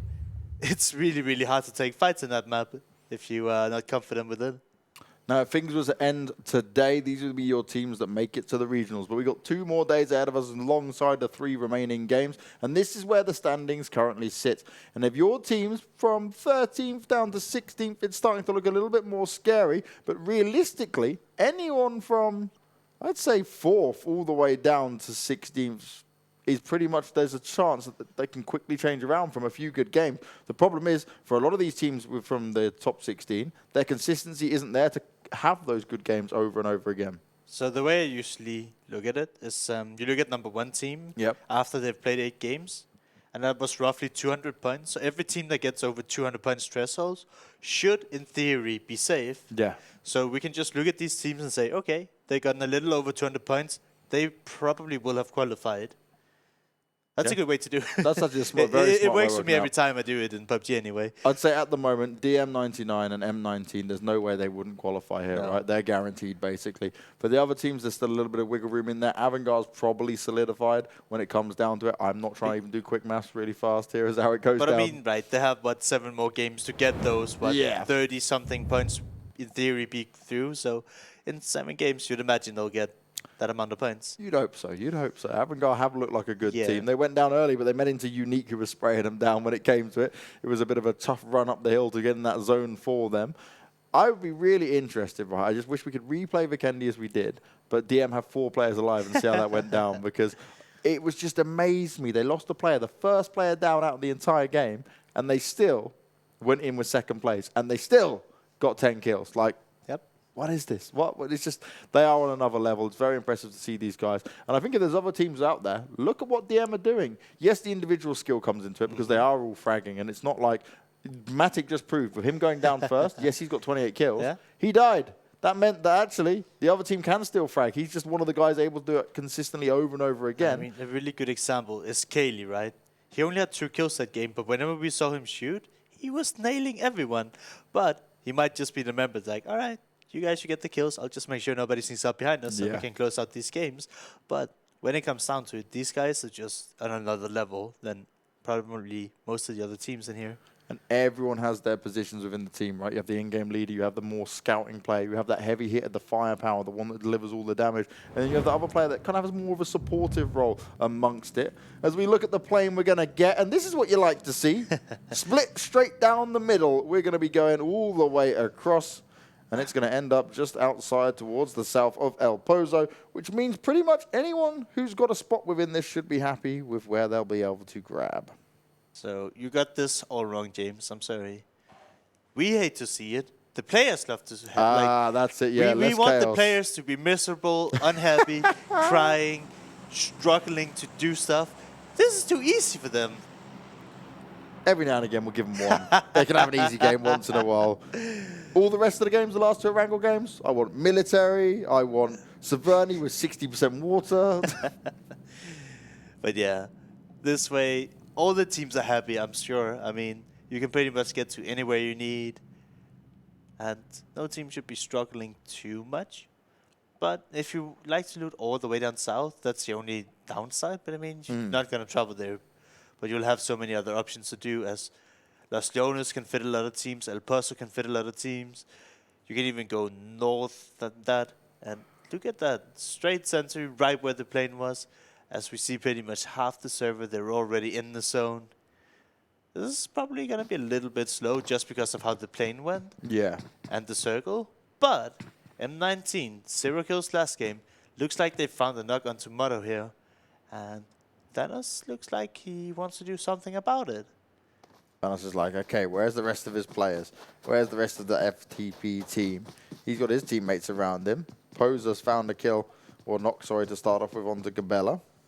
No flush coming in. It comes back to what we were saying, mate, wasn't it? It's like the flushes aren't as quickly there for these guys. Yeah, I don't even think Jonathan had a gun, but Poser here will finish him off so he can't go to safety. I mean, that's fair play, right? That guy was crawling away. Yeah. Definitely do not want them to get rest here. And they were fighting so early that people didn't even have guns yet. At least not everyone. Fast fighters, fast trigger fingers, and fast kills coming in early on Miramar at least. Motto is going to be brought back up, so M19 wanted to still play it a little bit more passive. They're not going to go in for the kill. Now, he was a little bit further away as well. So that's sometimes just the way it can go. Yeah. But already we're down to 62 players within the first 2 minutes, 40 seconds of the game. So we also have Magic at the northern side where the police station is. And FTP and M19, they cannot have a lot of loot because they're splitting. It's a really small area between a lot of players. And Magic could come in here and surprise them if they can play together. Or they could get sandwiched in between the two. It's going to be interesting to see how that develops with three teams right next to each other. Poser definitely knows that one of these players is close by. He's chasing them down. He's not looking really on the whole idea of trying to stick with it. He's got his teammates as well. And this is a Pro God Lord who actually is pushed away a little bit. So does he want to try and go for it anytime soon? They're well aware that this could be happening. And what I like already is they're checking all their corners in case there are some sneaky players looking to fight them off early on here from the Storm lineup. Yep. Pro God Lord's definitely not a guy you would want to push. Just what we've seen from that individual has been crazy. He's been coming out clutch for his team so many times in the last week's games. Now Hellfire had some shots towards him. FromHell are going to lose a player early on as well. Yep. I did see on the map that they were split. Whitey, for some reason, went down south, whereas I saw some of his teammates were north of Picado and in between Hacienda. So they were just shooting compound, really, really split, getting picked apart. There's a lot of fights early on, more so than I expected, but I'm guessing that's just because remember where that circle went, a few hillsides in there, even though there's extra space, there's actually positions where you can kind of get a nice advantage here, and it's very clustered in some of these cities, like you're seeing now. BML, Enzo's very low on health, Santos is bleeding out. Rosq goes down and just lets himself die out because Tudor didn't get there in time. Twice is coming across the road. This puts 3 BML players close together. Tudor needs to be very careful because his teammates aren't exactly in fast rotation distance to fight back on this. These guys are so split up. And I keep mentioning this. We're playing a competitive game. You need teamwork, guys. If you want to be one of the best, you have to play together. And these guys are landing in a city, Commissara. There's 2 or 3 other teams there. There's no way you will have a good time if you don't play together with your team. If you're just going to go one by one, you're just feeding. Yeah, it's only acceptable, right, if you know you're on your own. if you know. Yeah. You can see the parachutes. You know there's other people. Play together. And I was just going to be honest. That's probably the reason why Romania and other teams are like so far down the leaderboards. Yeah. Is they don't have the fundamentals, right? This is not like min-maxing a strategy. This is like basic textbook stuff. Yeah. Well, Romania are going to be able to reply a little bit here and find themselves one kill onto Enzo. Straight away having him taken out. And that means now for BML, the pressure's on. You've traded one player each. How much time do you want to commit to it? There's no real worth in this for either team. Just loot up, go your separate ways, and fight when it's actually required. Both these teams haven't had the best of performances throughout the tournament, so I almost want to say that we might see them fight it out till the end. But BML here, they were stuck in Commissary down the valley while Romania was kind of surrounding them, so it might be really, really hard for Bemyloot here to disengage. I'd also love to see another team try and say, like, oh, I hear what's going on, and just flush them and punish them all. I want to see a DM roll up on them and just be like, this is how we educate you boys. Oh, to be fair, I don't think DM knows necessarily where everything is going down.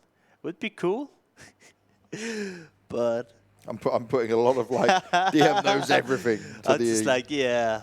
To the table here. It's TQ.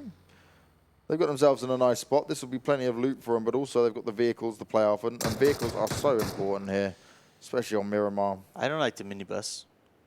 It's pretty slow. Yeah, and driving the minibus up the hills always makes me nervous because you're going to get tapped away while you're trying to go 1 close mile to an pee hour. my pants kind of thing. You get really, really nervous, and then, you know, you kind of have to clench a little bit, and then you just hope you don't die when you're, like, slowly rolling up the hill. Especially if you need a pee and you're jiggling on them hills. It's like, oh, no. Where's the nearest lavatory? Well, where's the nearest kill is what Romania says. They managed to get another knockdown. And BML is split now, so now they won't be able to get the revive in. Oh, Santos. He's trying to crawl backwards, but look how far away his teammates are, and this is the problem we keep on mentioning. He'll go down. That's another kill on the board. Romania looking for more. Billy's poked out, so they know exactly where he is now. If he wants to have a little pop shot again, it's going to be a world of hurt for him because Tudor is ready and waiting for it. Twice in the house, and this is what I don't understand. Billy's playing a little semi-more aggressive. Yes, he's not poking out every time, but they 100% know where he is. Twice they've got no idea of, but he can't really do too much because that window is facing the other way unless they get up close and personal to Billy. So, like, what are we even trying to achieve? Nade goes up. Nade goes away. Billy's just like, oh no. Won't reach him. He'll stay alive. Didn't take any damage, so he's happily tucked away now. At least it's put him into a position where he says, maybe I shouldn't poke out. Maybe this isn't the best idea. Look who's come to join the fight, the blue zone.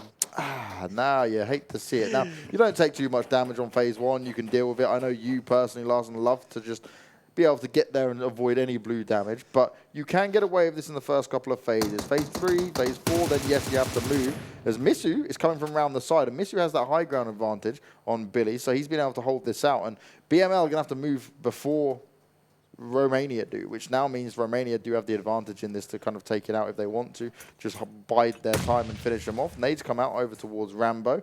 Twice is the one throwing them off, but they're not going to connect. It's just going closer to the wall, and these walls in PUBG are unbreakable. Yeah, this is a really confusing fight to me. I mean, obviously we can see Tudor here.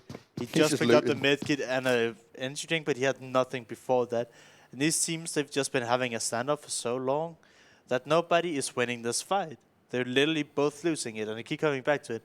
If you stay in this blue for so long trying to just stare at other people, you don't gain anything. You're losing your position, you're wasting time and not even looting. And it's just, this is what happens when you commit to an early game fight. It just slows you down so much that you don't even have a chance of like making it out and having a good game.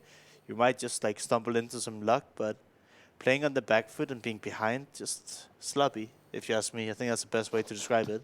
So Billy meds himself up. They're now going to get in the car and get out of here. Romania instantly get twice down. Billy's just going to run away and say, yep, sorry, mate, that's it. I'm the last player. We need to play some points. Billy's taking a lot of damage regardless. Rambo should have maybe tapped them away rather than just spray it out, mate. Yeah, but look at Rambo. He's down to 5 bandages, and I doubt that Twice will have a love for him, so we'll have to hope that Romania can get a few vehicles here. Yeah, they because need if they to. have to run towards the zone now, it's not going to be fun. Billy. And Died that's to the it. play zone in circle 2. First team eliminated. Yeah. BML, that didn't pay off, boys. It's not the way you want to see it get done.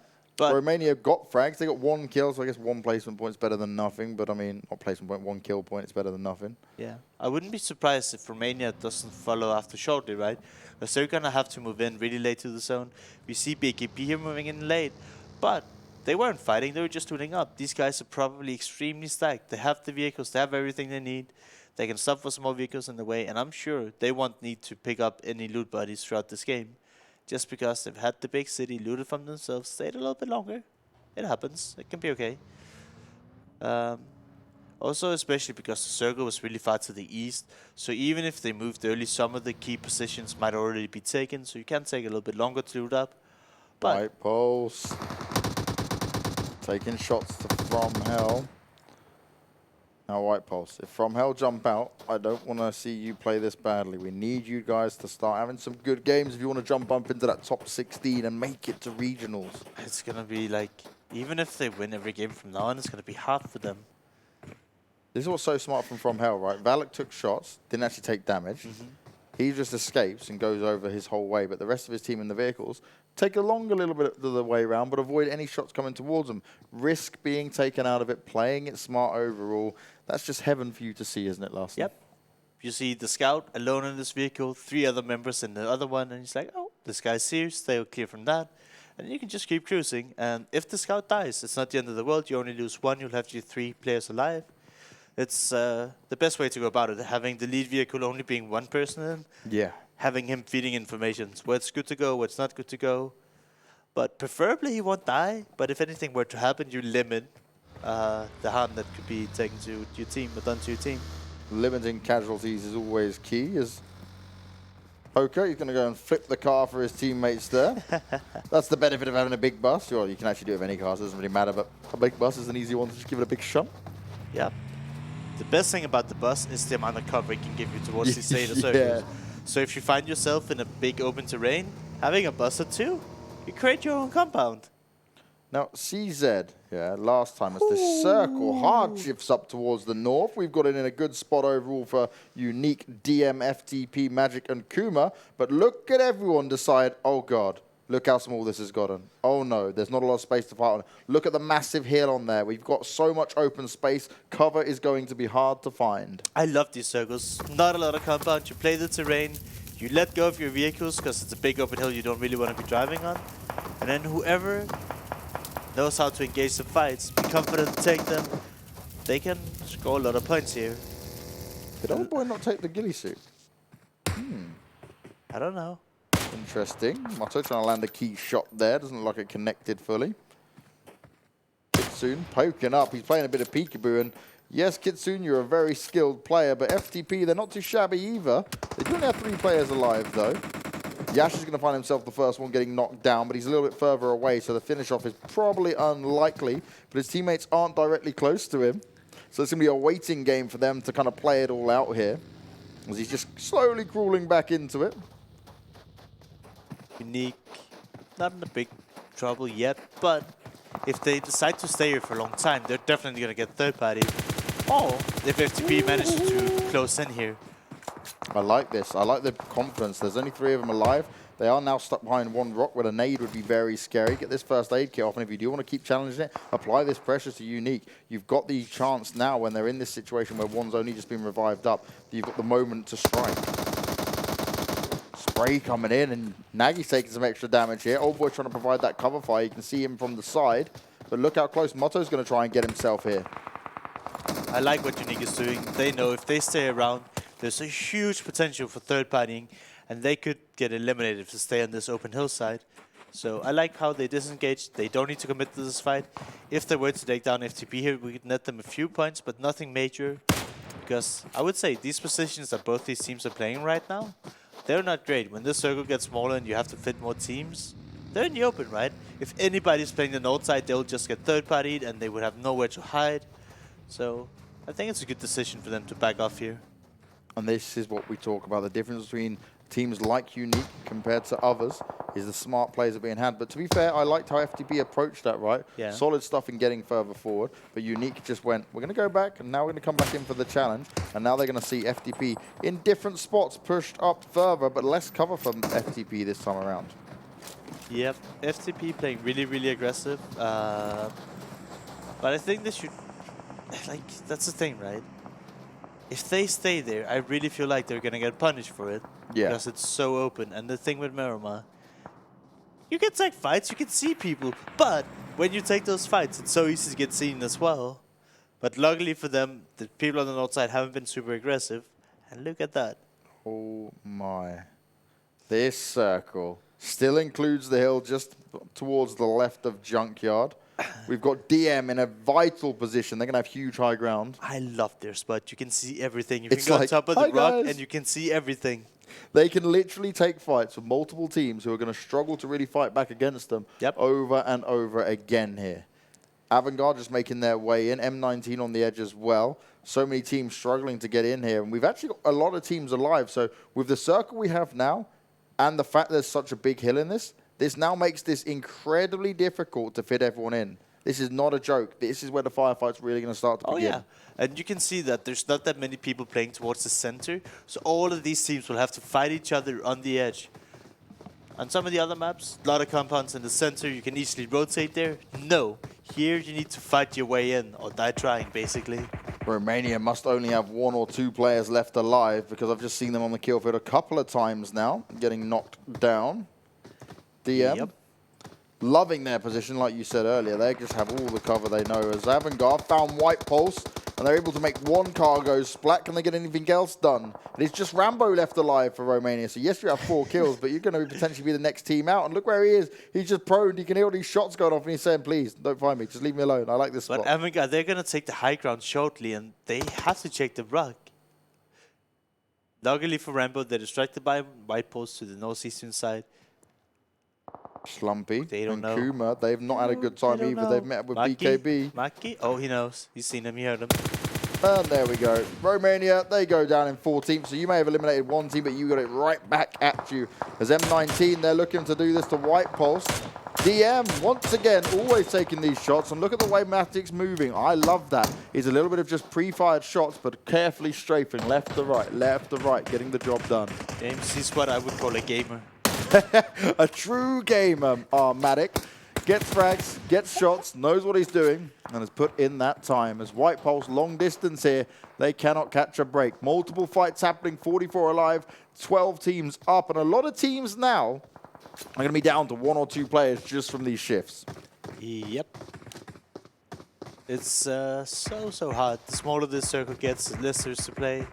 Luckily for some of these teams, they still have a tiny bit of terrain to play on, but White Post are not going to be happy if this circle goes anywhere away from this. Eclipse has to run in the open to team up with Posa, and they're still split 2 by 2. They've DM been here. picked apart. That circle's going to do heavy damage. It's going to force them over the hill. Warfarin's looking for it, and he knows exactly where to expect these next 2 players from Welcome to the Lobby to poke up on. Clast and Terry seem to be the only 2 left alive here for White Pulse, and that circle's going to do a lot of damage to you boys, so you need to make your march over this hill and say, okay, we're just going to have to fight whatever's in front of us, because healing this out is not going to be an option. Yep, and they're surrounded by M19. But M19 actually gets shots from a long distance away from CZ. We don't even see them on the map here. White Pulse, not like this, boys. Everyone is firing at White Pulse now. Avangar, Maki, look at the spray down. Look at the way he's getting it done. That's a man who knows his recoil.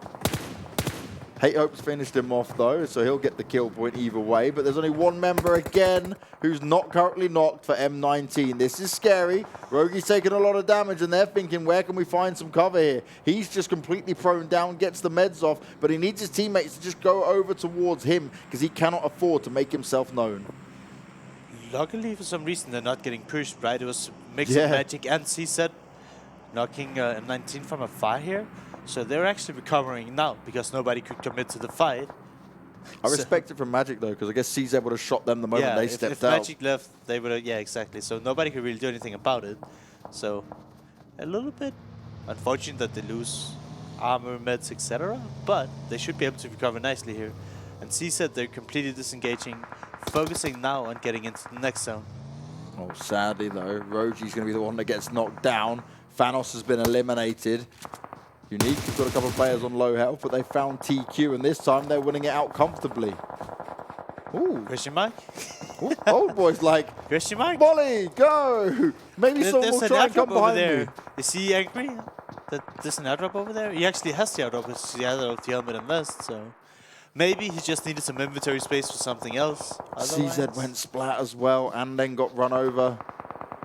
So they tried to escape, they tried to rotate, and Magic found them regardless. Unique now got hold of this compound, medding themselves back up to full health, and this is a really nice spot for them. Them and DM are winning at the kind of zone plays here. Oh yeah, and it's the same game and again, and again. It's just Unique, DM, always fragging out, finding himself towards the late game in a good spot. How often do we say this? Hey, look at DM, they're in a great spot. Hey, look at Avangar. How is CZ going out to the play zone again? Bro, you were inside it. This is not what you want to see. Connecting onto TQ and also piling some shots at Unique. That a nade coming in towards TQ. Ooh. Did blow. No one else blew up with it though. Avangar there making it work. Oh, it's the car, yeah. But I believe it was the knocked person, so just securing the kill there, also very important. I was looking for the nade symbol, and actually it was just the cars blowing up around them which caused the deaths. Storm needs to be careful here though. Magic starts to come onto it. Pro God Lord finds himself knocked down, and that looks like them eliminated. Storm go down to 9th position, and we're looking at the CZ down to 1 member. Magic not looking too healthy neither. DM 4 alive. Avangar 4 alive. Unique also alive. Wait. Oh, DM. Dude, that hillside they run is so good for defending it as well. They're so hard to approach and kill off. How's the run down for them on the west if it shifts away from them? It's fine. It's so they can still comfortably get down. So they're loving life right now. No teams are even have a chance to get up and close to them either. Circle damage is going to be very strong. And a lot of these teams now are going to struggle to push forward. And DM can just play this long distance game and say, hey, hi guys, we're up here. We're just going to keep making your life really hard. It was actually a good point you said, the rundown, right? If they have to go somewhere really far in the next zone, it could be hard for them to rotate away. Yeah, that's what I'm so worried they do need to make the most of it in this zone. But if they can clean up the north side, they will have the entirety, no, the south side, sorry. If they can clean up the south side, they will have the entirety at the south to work with. But if Gonzo. It's going to be the problem. There we go. Ray's gone. That looks like Magic's gone. They got 1 player left alive, potentially. Still 7 teams in it, regardless. BKB coming a little bit late to the party, but in vehicles, and everyone starts to light them up. Valak, he's going to be one getting knocked down. It's DM Matic getting it done. Unique, though, having a bit of a challenge here, but welcome to the lobby are getting involved. And this is more than just third parties. This is 4th and 5th parties. It's just welcome to the party, and who wants some at this point? DM wants it all. But BKB is getting a piece of the pie as they find down Avangar here, taking them out. 5 teams remaining. Unique, they're bruised and battered. DM's looking strong. They're down to 3 though, and no, that's it. Kitsun, never mind. Yasha here will be finding the rest. We'll have to see if DM can cancel that. Who else? What's happening? I believe we have BKB. No, yeah, BKB, welcome to the lobby. Unique and DM. As BKB, they gets blown up. They are still alive though. We still have 4 remaining teams. But look at this. Unique, they're caught between DM and welcome to the lobby. BKB manages to sneak in on the southern side, I believe. So they're okay for now, but... So once again, it's just DM. Joey's able to reply at least with 1 knock, but he won't ever get the finish off here unless he can get a well-placed nade, maybe up high, and get a good angle on it. But either way, DM know exactly what's going on. They're understanding his position. Zet's able to reply as well onto Unique this time. He heard that tapping away. Joey? Did he just nade himself almost? Oh boy. Oh my. It's a smoke. It's a smoke. It's so difficult to see. But either way here, Unique in a bit of a bad spot. Split up, but in the circle. But the next one, they're waiting on the shift. They're waiting to see where it goes. Old Boy finds himself going up against Chris again. And it could be Unique and DM going head-to-head once again on this. Because I think it's only Joey left in a good position now for BKB. Yep. I believe Joey is even the last one alive. So we'll have to see if Welcome to the Lobby can flush out Unique here. Now, Welcome to the Lobby, all the way down the bottom. Couple players low on health, and they're not medding up just yet. I'm hoping they've got meds. It would be a real shame if they've run out of meds at this point, because they don't seem to be challenging anything. Unique have got a crazy 2-2 split on, which means Nagy and Oldboy can play the long distance game, while they hope Kitsune and Yasha can sneak around or sneak in some way. Circle's going to come in. The circle will be popping next to somewhere else. Well, the circle about to come in, sorry, in 5 seconds. And where the circle pops next is really going to solidify how this goes. DM finding knock after knock after knock. Like you mentioned, this circle will be coming in now, so they will be able to turn a lot of these knocks into kills. And a lot of these teams don't have a lot to work with, as we can see. DM, they're finally raining downhill from above. Has he got any nades left? He doesn't Jesus, need they're them yet. both behind it. Oh, he spots him. But he's aware that if he shoots Kitsune right now, he might get third-partied, right? Yeah. So he's just taking his time, playing so cleanly, saying, all right, if we just go welcome to the lobby, the last few Unique members. Look at the spray down. Carly, you are on point, my man. Maddox found one as well. Now it's just DM versus Unique.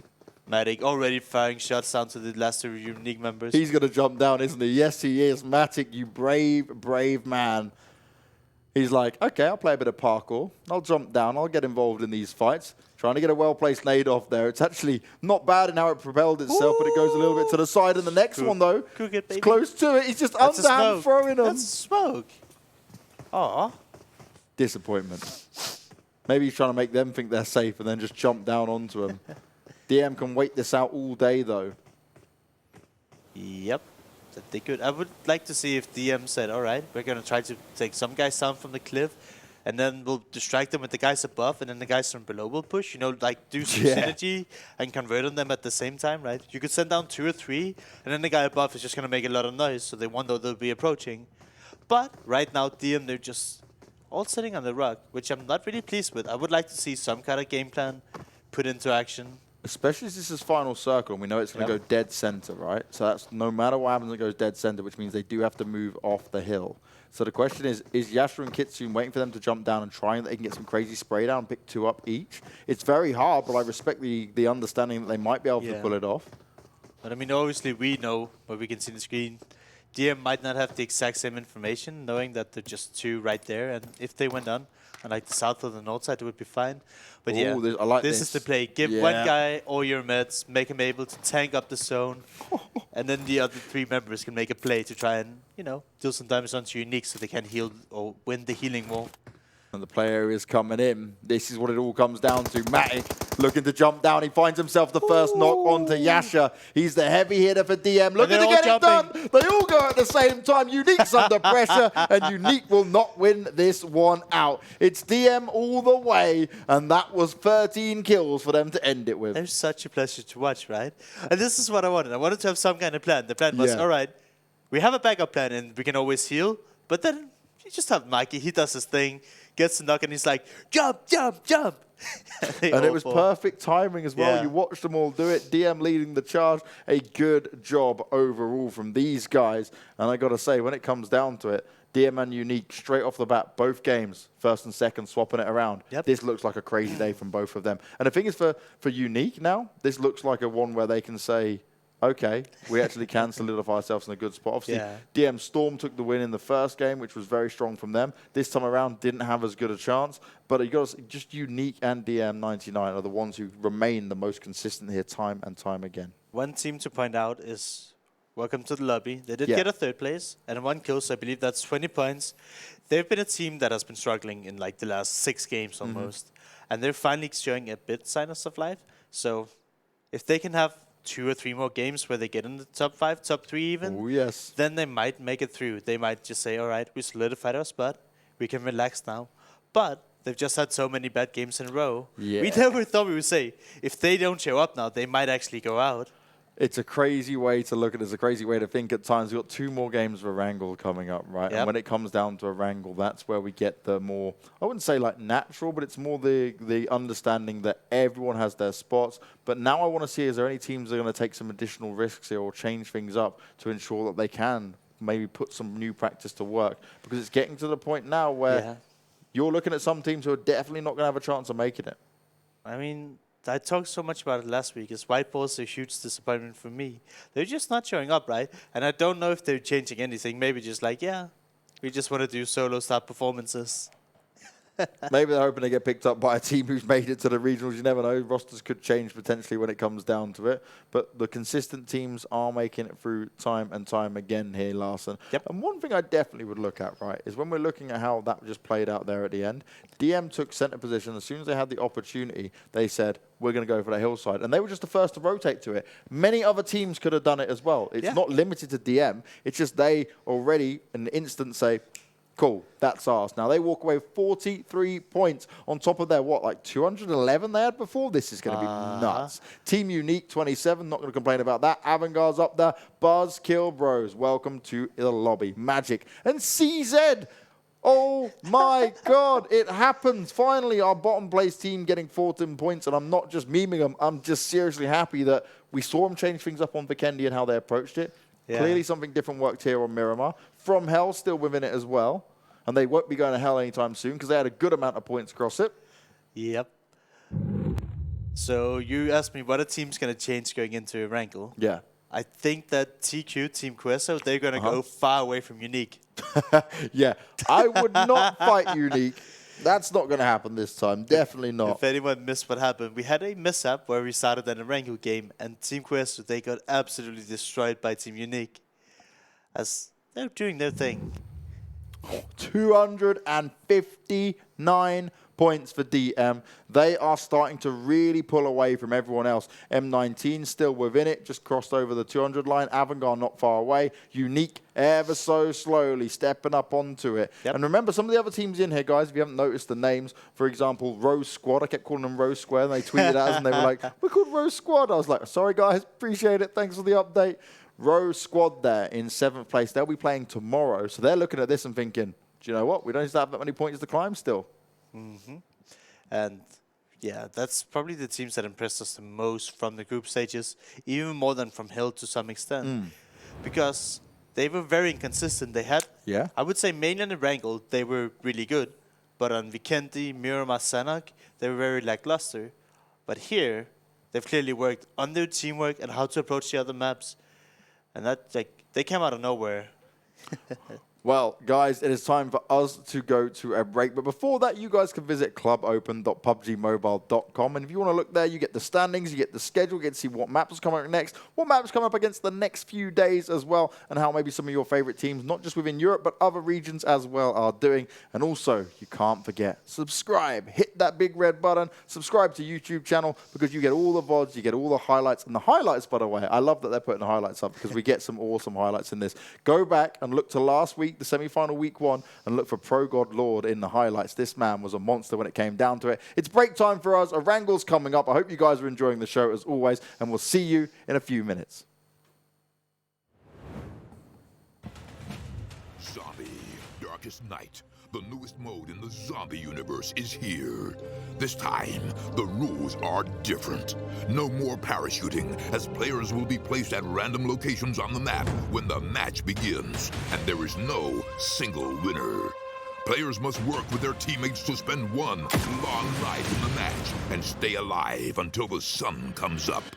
Waves and waves of zombies will spawn during each of the 3 foggy periods at night, and supplies should only be scavenged when the fog fades. The main objective is not to defeat other players, though this doesn't mean they are harmless. Players may need to work with other teams when necessary, but should also watch their backs in case the Fragile Alliance goes south. This will be a unique experience for every player involved. This new mode also comes with a passive skill for every player. Understanding these skills will be the key to staying alive in this long night. Can you ride out the night?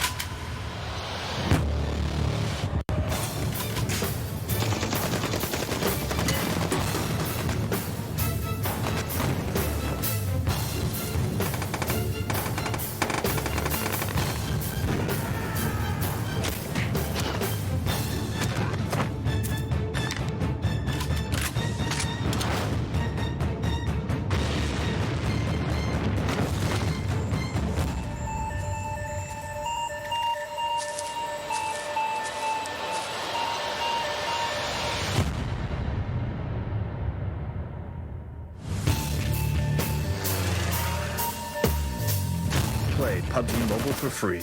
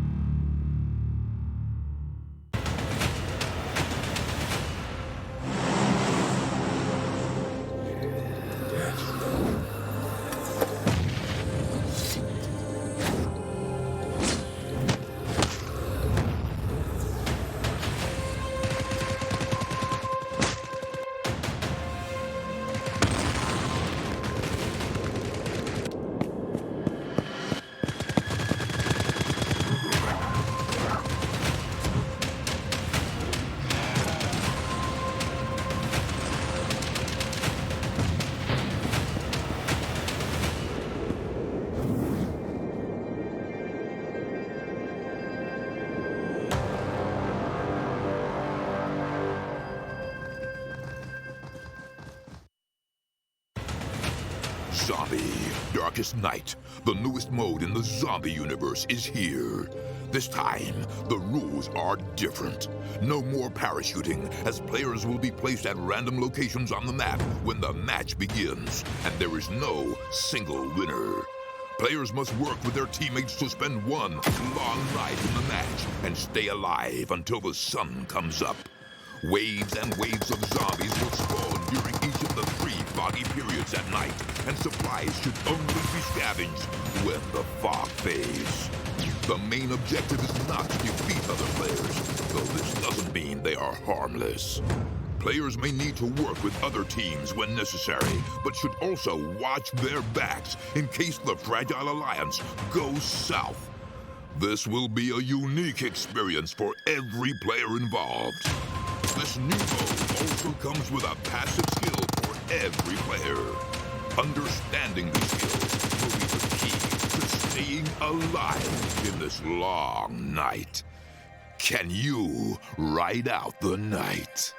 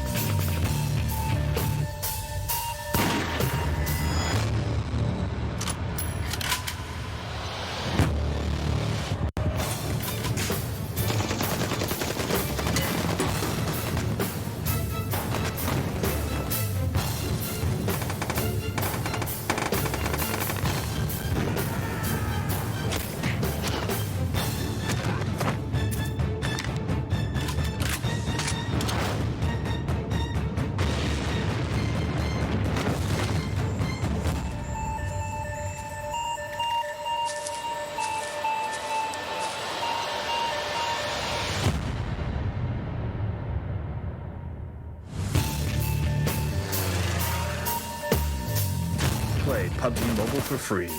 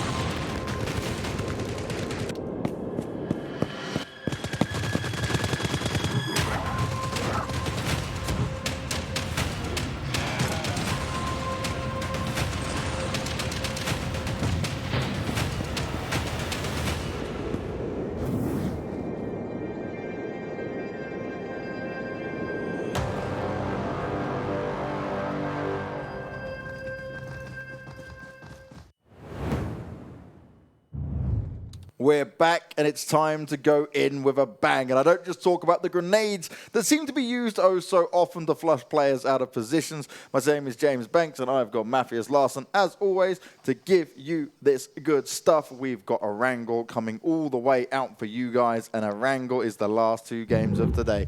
This is how it all goes down. We saw on Vikendi DMStorm walk away with the win. It got very close, literally right to the wire against DM19 for them, and they was just able to tap it out. When we come to Miramar, DM took it in style. They were actually playing incredible. It's beautiful to watch, Larson. We love how it goes down, and Erangel is where they have their stomping ground. Oh, yeah.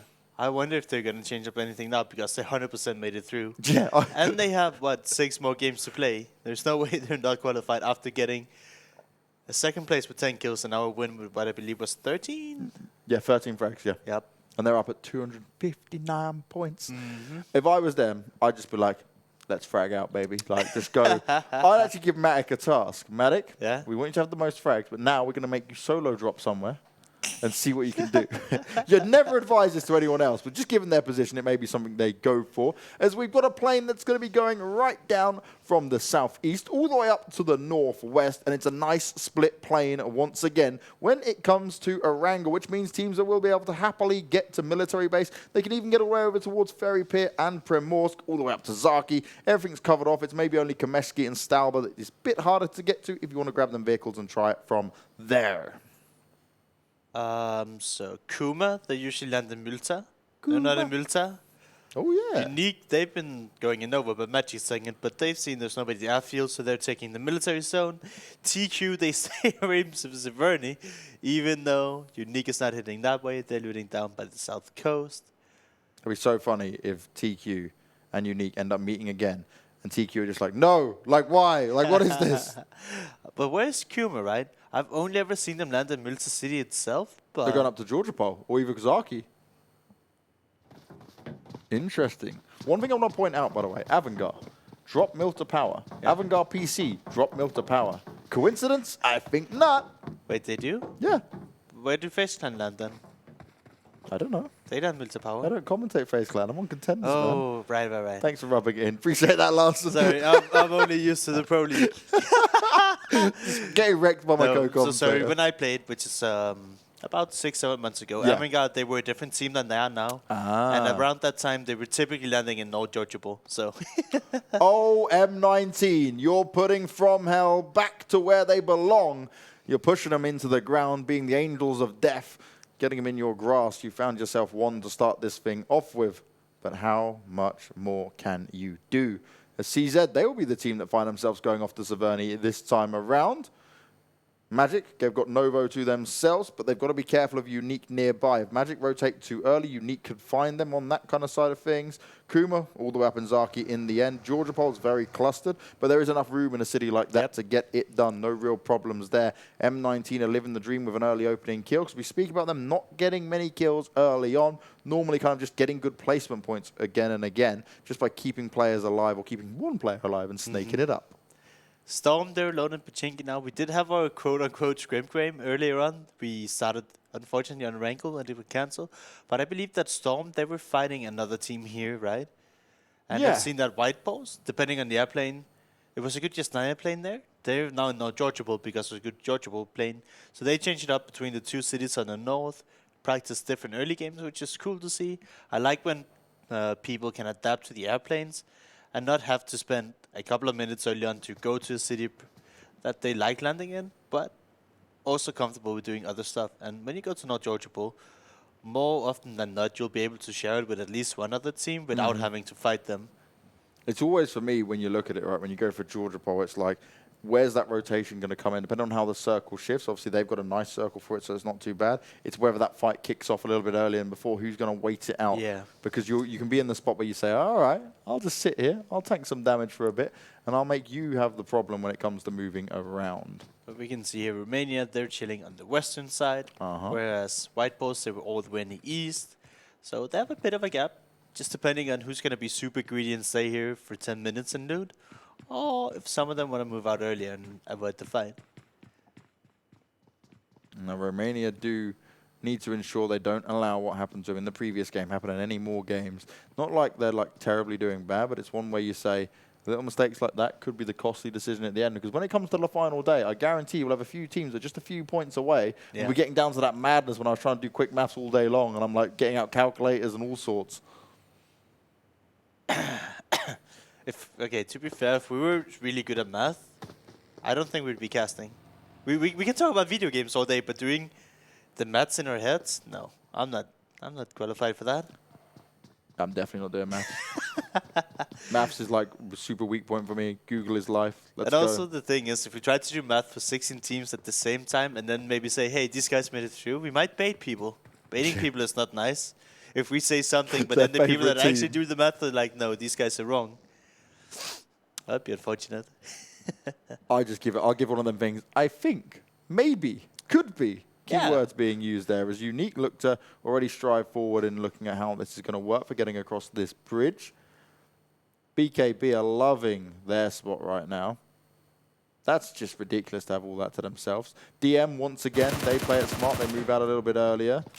There's PRZ here. He's going to go in for some little bit of a spray down, but it's long range. There's not much he can do, but he's at least got the information that there are teams starting to make their way across the field and say they want to get there early. When I see teams going for these pushes early, right, at least it does tell me that, okay, they've gone early, it's going to be slightly more contested. And then it gives me an understanding that maybe I should have been faster for this next one when we come back round to this, when we get another Erangel game come into play. I mean, I can speak from personal experiences. It depends on the airplane and where the circle is, right? We talked about this. If you land in South Georgia Pole and it's a military-based circle, even if you leave after looting for 1 minute, you'll have barely any loot. But by the time you get to the bridge, people that have looted up for a long time can still get there before you.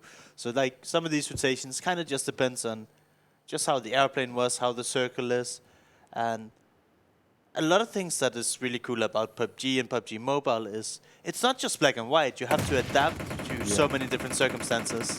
And that is what it's all about, these kind of circumstances. Welcome to the lobby, already pressuring FTP here.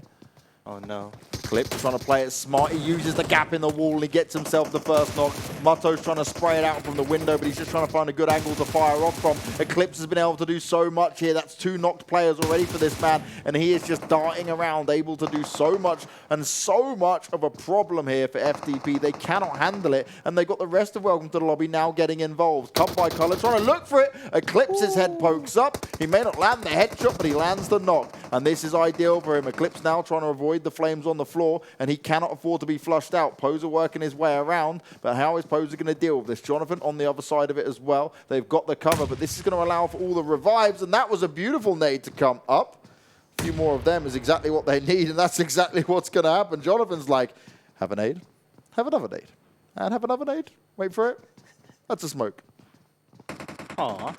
Jonathan. I feel like I'm saying John Wick There's stuff there. though. Oh, there we go. That's how you get it done. And this is where FTP, you may all be in a compound at the moment where you are starting to struggle, but you've got players from Welcome to the Lobby who have no problem with taking it directly to you now, and they are making this happen. They're going to flush out one player, now they'll work their way, use the communication, and they have to go as a unit. Yeah, but it's really, really difficult to push into this mode. More often than not, it's just random who can get out of this fight when you're just spraying and praying, hoping for the best. Going up these stairs is extremely difficult, but having so many people locked up here, if you have just a few nades, you're gonna get easy knocks, as we see Pasta connecting the first one, and Gomlo connecting the second one, and now it's Spurk left. Brilliant there, saves his teammate as well. Welcome to the Lobby, played that to perfection. Keeping one player outside to make sure they didn't jump out the windows or anything crazy like that. Then they threw the grenades up. Poser managed to get a double knock in there. They'd already got the kill earlier on from the guy on the second level. This, Larson, this is what it's all about. Where is DM and White Post? Because I've been seeing them go back and forth. This looks like they're dead center right now. As White Post, they managed to knock and finish 2 from DM. And DM finally getting a bit of breathing room as they get the initial knock here, but it's still a 2 versus 3. This is huge from White Pulse. If you could take DM down, who, like we said, they're the #1 team at the moment and the one that impresses us the most. Still plenty of time within this game as well, where I'd quite just like to see what's going back on with that fight. I'm not really caring about the circle as of now. I can see people rotating, but I want to see what's going to happen to DM. Oh yeah, because they were committed to the fight. It's still a compound. It's pretty central in the zone. Please. So that should be an ongoing engagement. Give me DM! Nope, that's a map. We'll get it, I believe. We do see in the map that there's still shots going back and forth. Might not be transmitting as much, since White Post, they obviously want to show respect to DM. And DM, they're playing passive because they're down to just the 2 guys. And you know, James is not happy. I just want to know what's going on with that fight. Oh, yeah. It's literally the most important thing that's going on right now. DM being pressured by White Pulse. White Pulse doing the kills. There we go. People are awake. People are listening to my voice, and we are going to see what White Pulse can do. Utility's got to be used here. They've got to play it smart. Keeping Frost on the edge is the best decision they can make here and push 3 up. 3v2. But they're 2 very capable players here. We speak about the individual level of DM over and over again. This is why White Pulse are going to take this so carefully. As a nade goes up, Nukas takes a little bit more damage here. It's going to be harder for him to work this with. Carly's just looking around. Okay, let's don't go alone. Please play as a team, White Pulse. This is These guys goes 1 by 1 by 1. I want to see them take this fight as a team, go together. Come on, guys. Everybody run up the stairs at the same time, not 1 by 1. Kayla, we're on the stairs. Say, boys, let's go. All of us. We have a huge advantage. Seems to want to use a nade there as well. Nade goes up. No one's going to go down. Flash actually is the one that comes in, so he's going to at least try and keep him a little bit busy. Terry's found his way outside, and White Pulse there. This is my problem with White Pulse. They've lost the confidence. They just need to play as a team. So disappointing to watch. What we do see as well at the bottom right is Avangar and M19 are trading back and forth, but it seems like Avangar is more grouped up together and they're able to get ahead of this trade just to the position right now. This is White Pulse playing too scared. Too many players out, the nade goes up. Class is able to get the first There we go. on. Go together, now guys. They go. Now it's time to flush him. Carly round the corner. Shots coming out towards him. He's taking a ton of damage and he will go down. And that's DM eliminated. White Pulse with all the 4 kills. In the end, they played it well. I just felt on multiple occasions they weren't sure what they wanted to do. And there was obviously bad communication there because some players backed away. Some players still wanted to go in for it. They left Kailas in the house on his own. If he was on his own at that point and DM pushed down, there's no way he's winning that. So, I mean, that wasn't even a team play thingy, right? They were waiting for Kailas to do something. If he had lost that, then he'd probably just have been flushed because the team wasn't that close. So they needed to have an individual performance before they could do anything. They need to just rely on teamwork. When you have a 4v2, you should be able to go in. Yeah, you might get a knock player too, but you'll win that fight if you trust in your team. Now, one thing I love here is that DM have gone down. This now opens up so many more opportunities for other teams to say, oh, we can survive. We can go a little bit further here. Teams like Unique, teams like Welcome to the Lobby, for example, teams like Avangar, M19, they're all going to be sat there saying, there's a little bit more of a glimmering hope for us now. We hard shift down south across Ferry Pier. Remember, we've not gone on to the next phases yet, so water can still be included within it. And that's going to make it hard for some of these teams, but certainly not hard for Unique. There have got Quarry under their control. There's FromHell now under pressure from Welcome to the Lobby. Now, they lost one player very early on, the first player of the game. Lots of nades coming out there being used over on the observatory. Yep. I want to see if Welcome to the Lobby think it's worth pushing here for just a kill point. They have taken out their vehicles. We did see the circle swing south, so I believe where these guys are fighting right now, it's not even in the zone. So maybe they're happy with saying, all right, we can take your vehicles, maybe we can cut you off further down towards the south, and then they'll take them out when they're running on foot. But committing to this so far outside the zone doesn't make any sense to me, and I hope they disengage. It does look like Welcome to the Lobby is running away after blowing up all the vehicles. On the west coast, we see Kuma. They're trying to get into the zone. They're just ahead of Romania right now. But they have such a far way into the zone.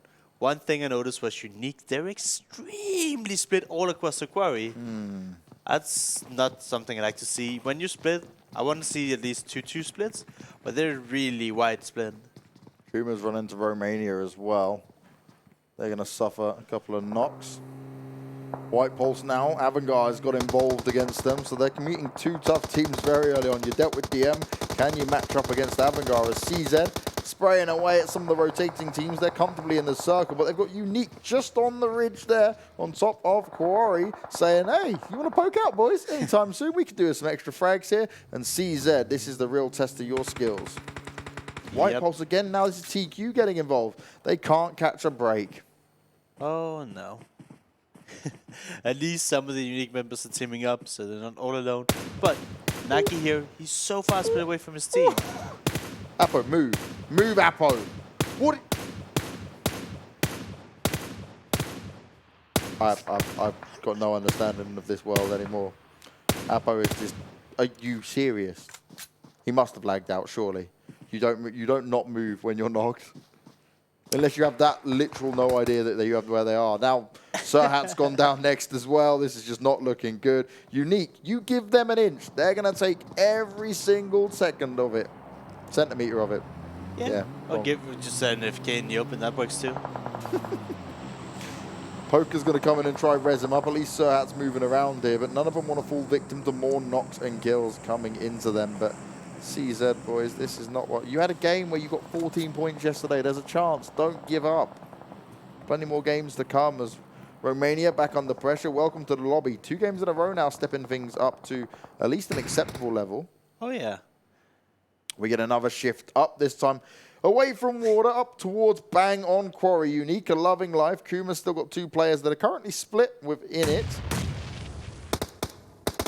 More shots being made, and welcome to the lobby. High ground advantage. This is so hard for Romania, but Glumgod, he's being picked apart from the side, playing a long distance game here, so they do need to be careful that he doesn't go down because his teammates will take him a while to get up there. Yep, luckily for them, right now, Naki is the Unique player looking towards Welcome to the Lobby, and he's alone, so you don't want to commit to the fight too much, giving them some space to battle it out with Romania here. But we can see that Hoba and Tudor, they're just running away. They want to survive. Even though, where they're going now, towards the northern side, they're not in. They need to go up and pass Unique. It's not going to be easy no matter what team you run into, whatever team you face. 14 teams alive. We're at phase 4.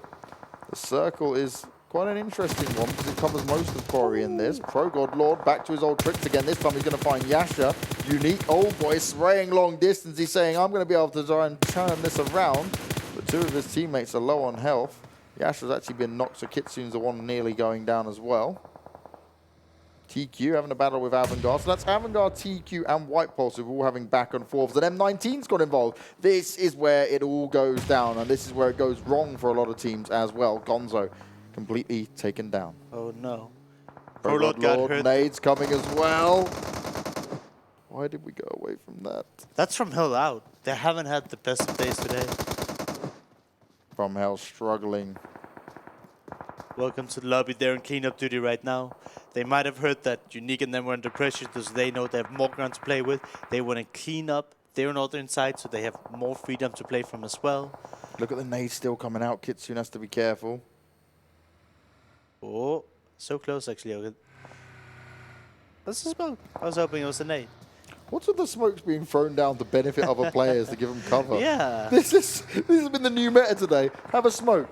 I'll let you live longer. Then I'll frag you out. Kitsune back down again though, second time being knocked. Judo's going to find himself instantly taken out. CZ actually still standing strong after that blunder from Apo. Yeah, they got saved by Storm's just push onto Unique. Yeah, and it they kept had them a busy. free entry. But that's also crazy. Storm, they must have just smashed the hill with some vehicles. And, you know, when you play a split as Unique does, you can get caught off guard. And their team wasn't ready to back them up. Well, there's no way they could because they were split in so many angles. That's why Unique, I believe, lost the player and now lost control over all the high ground on that hillside. Welcome to the lobby. Still in a nice spot. Tabsy, sorry, he needs to make sure he's moving around. This circle is coming in. It does a lot of damage. You're right on the edge, but as soon as you poke out, Welcome to the lobby going to know about it. So on this next circle pops, he's got a dream that it just lands on top of him here. And Kuma are doing a 1-1 split again, right? We saw both of them. You know Kuma, they're not fighting, they're just going to hide until the very end. If they can sit somewhere and don't have to move, yep. Alright, Unique actually doesn't lose anyone, and they do manage to reposition, regroup up, take a deeper spot into the zone with all of their members. So they're looking actually pretty good here. Straight away firing onto Storm though. So, oh my, Tabsy, you aren't moving, are you? Look, how Slumpy is miles away from him. Slumpy's got to go like so. Oh, that's a hard rotation for Slumpy, but Kuma will at least keep one player alive. If Slumpy can stay alive, that's going to be very interesting if they take two different spots in the circle and manage to prone it up for potential points. Because even if you find one, you think, oh yeah, you've got it, and then he's still hanging in there. So all of these teams in Inquiry are loving life. You'll have all the high ground to work with, just denying people entry. So I hope that teams like Unique, Welcome to the lobby, they just look towards the south, make sure nobody comes anywhere close. And then it's looking really good for these guys. Again, welcome to the lobby. They've had some really rough games. But this game, they're lighting him up. I just constantly see Posa. Tabsy got knocked. Oh no. They found him in his heart. He knew he had to move just an inch, and this inch was too far. They think his other teammate potentially could be in there, but it's not the case. He's on the other side of the map. White Balls also. They're alive. They have all 4 members. They can do this. They did. Wait, do they have all? Yeah, they do. They didn't lose anyone to DM earlier on. No. M19 down to 2, just sending it in, hoping they can stay safe. So far, so good for them. Magic, they're all the way back. They have to go through so many teams to even have a chance of making it in. Fear here, taking shots. Actually managed to connect onto RPZ here. RPZ saw him beforehand, so he must have choked the whiff. Big mistake. Look at him go. TQ under pressure. A lot of pain coming their way. M19 still. Only with 2 players left alive, will be able to do a lot of damage there. Unique again, making it hard for him though, regardless. And they look at the high ground. Just got the nade. Taking his time, underhand all the way. Easy clap? Never mind. Now Unique, they've had this spot for so long. They've been able to take fights with what? 4, 5 different teams here. Yep. Twice, my boy. Just got the VSS. He's able to find himself a kill, able to pick up another point to play with here, as Thanos was the only one left alive, and he's quickly ended, which means M19 are out, and out in 10th place. 11th place even. Can't do maths. Storm here, they lost 2 members going down the quarry side here, getting shot by so many teams. They were looking really good not too long ago, but now find themselves pinned. Poor old boy taking a lot of damage, needs to find himself that additional cover. Actually, there doesn't have a helmet, he needs to be careful. He's also a little bit split up from his team, just holding the sides for them.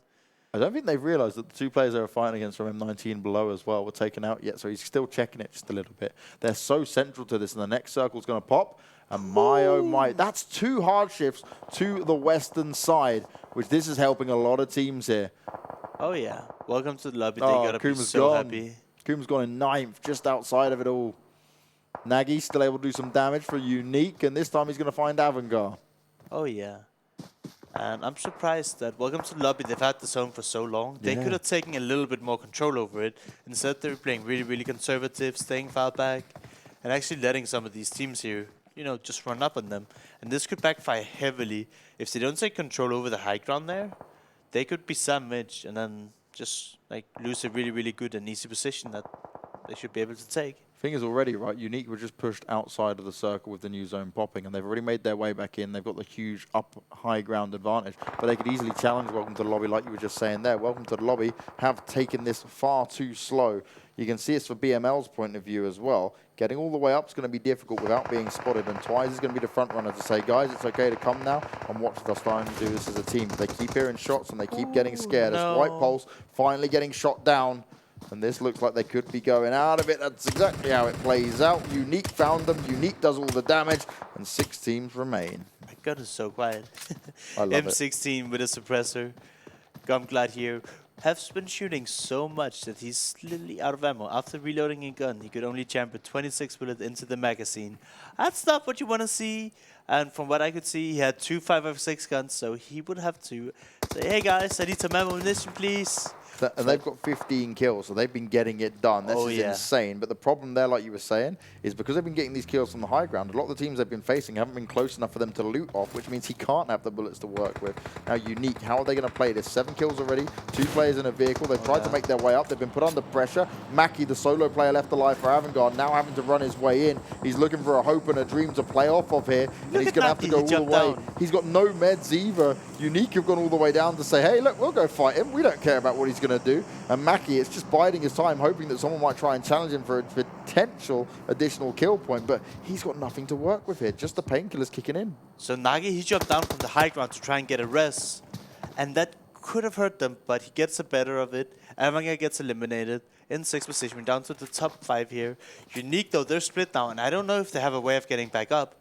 Hopefully they do. Hopefully they're not surrounded by so much blue. That's so much damage. Brilliant work there from Glumgod. And no one knows where he is. His teammates then come in to shoot as well. The damage is done. The kills are on the board. 17 right now. If they can get 17 and a win. Oh. But he has no ammo. He can't shoot anymore. He's still not reloading the M16. Someone share me some ammo. Bosa here holding, I believe, BKB or Bemyloot at bay. But deciding, all right, the circle's really small, it's time for us to regroup. And we saw the Unique members, they jumped down. They're now flanking onto Bemyloot, but they're really, really split here. Ooh, Eclipse finds himself getting knocked down. He needs a teammate close by. Nagy's going to go in for the finish off against Twice. He's trying to dance around the tree, but you can play this game all day. Unique have done it over and over again, and they will get on to finish them down. Yep, we can see that. Welcome to the lobby. They're getting punished by multiple different teams. Unique here. I like what they're doing, right? They're just securing the spot. Oh, we got shot. Now he's looked at it and said, this was less than ideal. We did not expect these players to be here. BML's still able to fight it off with 1 player, though. Oh, they've got 2 Billies in there as well. Just this could work out. Welcome to the lobby. They've been kill hungry. They've been getting the kills, but could they have overextended themselves? Plenty coming up on the scoreboard. Unique under pressure as well. BML putting in a lot of work here, but I don't think it's going to be enough. I want to see just how many kills Bosa has this game. He's been fragging out like a madman. 10 up on Unique. 18 there for Welcome to the lobby. Poser. It's just him and Glumgod, and Glumgod's bleeding out. Poser's looking for more. He's got 8 kills in total there. You mentioned it. 8 kills out of 18. That's not a bad job, and he's got himself into top 3. And now if he lets this fight between Old Boy and Storm go off, if Old Boy could knock 1, he could potentially go in for the win. This isn't unheard of. He's got to be careful of the other Unique players, though, starting to make their way up. They might spot him, even if he is prone with this kind of position. Yeah, these two remaining Unique players could catch people off ground, taking control of the high ground. We do see Posa. He still has to move down into the arms of Storm, but he might not even get the chance. I don't think Nagy has any meds either. He's just got the pain. Oh, he has got meds. What are you doing? His bandages. You don't want to waste time. He wants kills, James. 5 kills. Hungry for the kills, but wouldn't make him pay the price. Nagy slowly proning his way forward, gets himself inside the circle, now has to play it smart. Old boy going right to the edge of it all, and we're going to probably go down to the final moments of this, because no one is looking to move, especially not Storm, who know how pivotal their position is. Nade's going out. Yash is going to try and deliver one. I kind of want Nagy to start using his bandages. Yep. I'm really wanting him to. He's prone. No one's challenging you. Just do it. Yeah. Has he forgotten? No, I think he just really wants some kills. That's a really good nade, though. It's so close to connecting, but you can't take line of sight. I think it did a little bit of damage onto Hellfire. And in just about 17 seconds, this blue will push out people. But it does look like... Was that Hellfire who was... yeah, it's Hellfire. Cabela's might be spotted here. Kinda close to the zone. Yash can work around the side. And... Oh, there's 2 teams remaining. So when did Welcome to the Lobby go out? They got shot when Nagy and them came up from above. Okay. Cabela tries to push out first, has to move because of the storm. Ooh. And CZ. Nice headshot comes in. Hellfire pops out, but it's not going to work. Unique get a win on the board after that second place. Convincing stuff, strong stuff overall. Welcome to the Lobby, rocking it up with the kills galore. But overall, Unique win it out. 13 kills for Unique, getting a first place. They've had so insane performances. Storm, coming up with a repeat second place. They were like, coming into today, they were like at the low 16, 15, 14, really low on the leaderboards. But now, in these 2 games, managed to get themselves a healthy lead over some of the other teams. And a team that I mentioned I wanted to see come back is Welcome to the Lobby, now coming in with 2 good games in a row, managing to get points at 3rd place with, what, 17 kills? That's insane. That's like 35 points. And they absolutely needed that. I want to say one thing straight away, that as soon as DM went out, look who's made it up there. BML, 4th. White Pulse, 7th. Avangar, okay, they're consistent. They're always there. BKB up in 5th. This is where it is incredibly interesting for these guys, because they've been able to say, well, DM's not been able to frag out as mad. Welcome to the Lobby suddenly stepped it up and had their individual skills shine through. But they overextended a little bit towards the end. Obviously, Jonathan losing his ammo there, completely running out towards the end, was less than ideal for him. But a very different game than we've ever seen on Erangel, and a quarry ending as well. Love it. My favorite endings are like hilltops, forests, where you're like, you don't see a bunch of people just panic crashing with vehicles, but people positioning themselves really smart and fighting it out to the end. Just to say, right, it would have been 48 points if Welcome to the Lobby won. They still got second just purely because of the mad amount of kills. 19 placement points, 18 kills overall for them. DMStorm still in it with 26 there. 43 for Unique. Bemyloot going to be oh so happy with their 22 as well. And the BuzzKillBros, no kills, but 14 points. Sometimes that's the way it goes. And for once, we get to see White Pulse up on here, and that makes us happy. That's the White Pulse we knew and love. The question is, I think they need to have every single game being that kind of style if they even want a chance now of making top 16. That's not enough. They need to have every game way better than having that. Because what? They have 50 points. They need to get 150 points in about 5 games now? 150 divided by 5. I don't want to do the math, but it's like, what is 30 times 5? That is 15. So they need to have 30 points per game, basically, to get over the 200-point threshold. So they only got 11 or 14 points this game. Yeah, a little bit of a rough ride for them. Still a long way to go then either way. This is the problem. If you've had such a bad week 1, it's so hard to come back into it unless you are getting those big dubs on the board. But I don't think DM99 would have slowed down despite them being one of the first teams eliminated. They only get 1 point in that previous game, but they've got 260. It's a big laugh for them. Unique now of 215. M19 still up there, Avangar as well. But Welcome to the Lobby, looking to solidify themselves now with 203. 203? Welcome to Lobby. Oh, 203 points. yeah. Because I was doing math and I was thinking about it, I zoned out a little bit. You were still trying to do the maths from before, weren't No, I you? mean, the math were fine. It was just like, that's just why we stay away from math. It's dangerous. This is because we spoke about the threshold, right? Of like 200 yeah, and plus. I know. I was just so down and he looked at me and the last thing I heard was 203. I was like, yeah. Sometimes we do lose our minds. It gets on to these later days, these longer days. We have to talk so much as well. FromHell, they were kind of within it, and they got taken down a little bit earlier than what they would have liked. But a bad game out of 4, if they can have a good game in this final game of Erangel, not the end of the world. But it is, as always, guys, time for us to go to a break. But before that, you might want to head over to the clubopen.pubgmobile.com website. And the reason you might want to do that is because there is 24 teams fighting here. On the standings, we only show you 16, so maybe you want to see where maybe your favorite team is and be seeing exactly what they need to do to improve and find their way to make it to the regional finals. And if you want to see all the other PUBG Mobile content we have to offer, hit that subscribe button. Subscribe to us on YouTube and you can see all the glorious content and highlights galore that you want from the PUBG Mobile Club Open 2019. We're going to a break. We'll see you afterwards. One more game of Erangel is coming your way and God knows what will happen.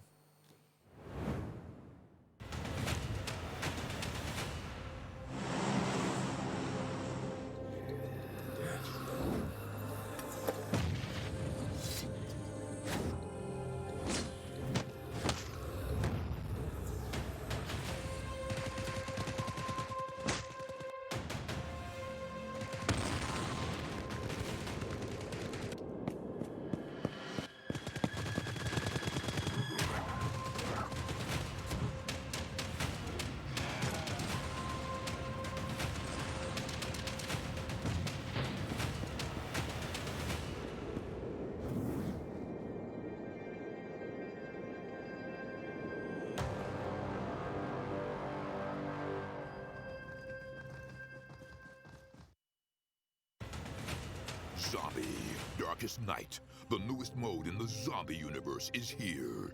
This time, the rules are different. No more parachuting, as players will be placed at random locations on the map when the match begins, and there is no single winner. Players must work with their teammates to spend one long night in the match and stay alive until the sun comes up.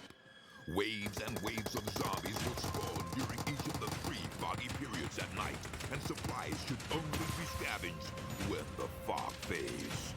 The main objective is not to defeat other players, though this doesn't mean they are harmless. Players may need to work with other teams when necessary, but should also watch their backs in case the Fragile Alliance goes south. This will be a unique experience for every player involved. This new mode also comes with a passive skill for every player. Understanding these skills will be the key to staying alive in this long night.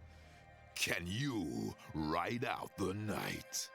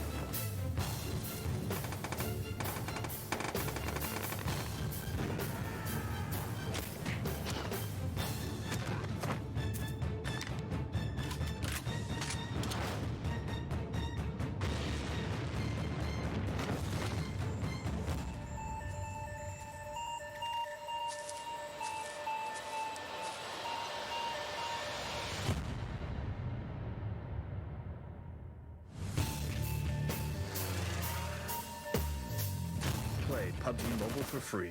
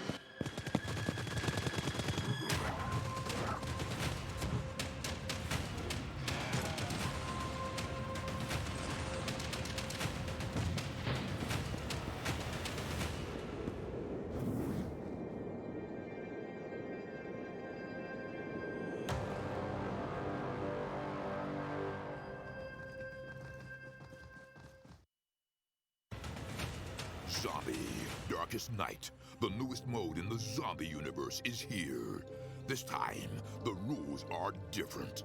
No more parachuting, as players will be placed at random locations on the map when the match begins, and there is no single winner. Players must work with their teammates to spend one long night in the match and stay alive until the sun comes up. Waves and waves of zombies will spawn during each of the 3 foggy periods at night, and supplies should only be scavenged when the fog fades. The main objective is not to defeat other players, though this doesn't mean they are harmless. Players may need to work with other teams when necessary, but should also watch their backs in case the Fragile Alliance goes south. This will be a unique experience for every player involved. This new mode also comes with a passive skill for every player. Understanding the skills will be the key to staying alive in this long night. Can you ride out the night?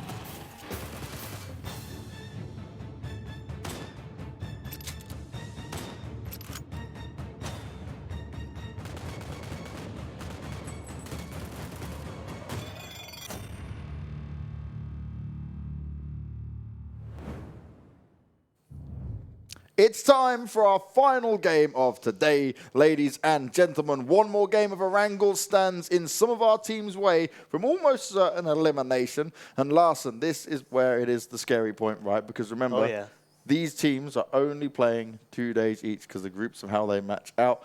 They're going head-to-head on different formats. Yep. And Group B and C, we mentioned this last time, they are the most stacked groups from our perspective. There's no guarantee, but just how we've seen it. Now, DMStorm took the first win of today. DM19 went in for the second. And Team Unique, off the back of a second place on the Miramar game, walk away with Erangel. Yeah. Dying slowly. And I like what you pointed out, right? DM99, they have been super dominant. Yeah. Game 1 and 2, they had over 10 kills, got a first place and a second place. They died early in Game 3, and that gave a lot of spots to other teams to actually frag out, because welcome to the lobby, they've been really, really quiet. But since DM99 isn't killing everyone, it actually allows other teams to get high kill performances, such as welcome to the lobby did, and to Unique to some extent, amongst others, right? It just shows, by the way, and I'm laughing because it shows how bloody dominant DM99 were. Yeah. They literally are like, if we're alive, we scare teams away, we get so many kills. And the thing is, it's not like they're always getting like 15, 17 kills, right? Yeah. Like we saw Welcome to the Lobby, 17 kills, so impressive. That's not the point. This is the fact that 18 kills on Welcome to the Lobby. I'm not going to let them lose one kill because I can't remember numbers. I'm pretty sure it was 17. No, it got 18 at the end. We did it. Remember, they got 19 placement points and 18 on the kill points. I don't remember. It's fine. I don't remember. It's fine. He comes with it at the end. It's like you question it, then you go, I don't care. Like, screw you, Bex. You can't say anything. Sit in your corner, Bex, and do nothing. Only please Larson as I rub you. Okay. Standings 2 and 3. M19 Team Unique. That's an interesting one. She's so close.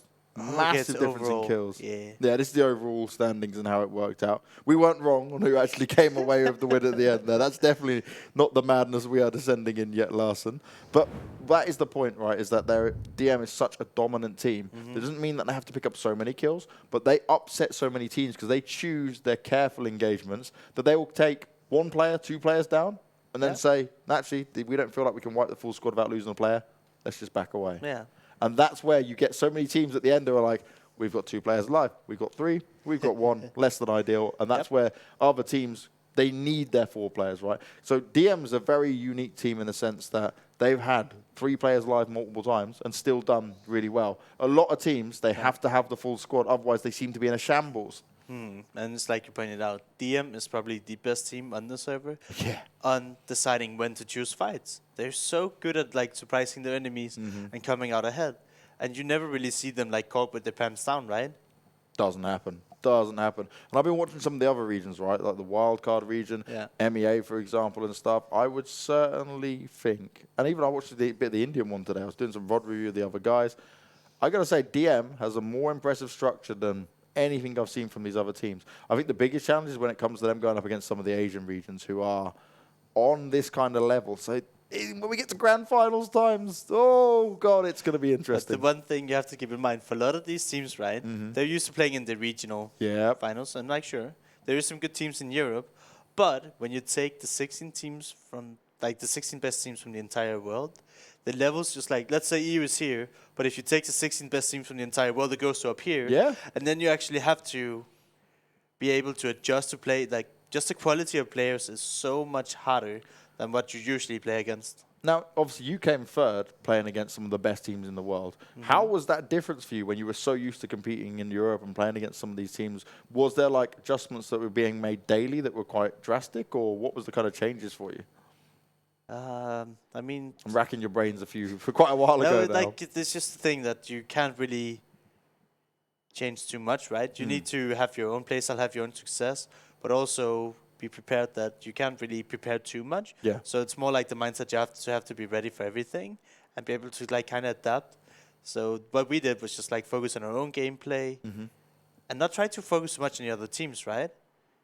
I don't know if that makes sense. It's just So it's like making sure you guys are playing everything how you wanted to in your best mechanical way of how driving it forward, but then also just saying that, okay, this is how these teams play it. If we walk into them, we have an understanding of what they would do against us in that sense. And one thing we've seen from some teams is some teams can be incredibly aggressive, some teams can be incredibly very like passive, and that's how it's different on every approach. Like you said, there's so much that can change when it comes to PUBG, but this plane... This is the plane we love, James.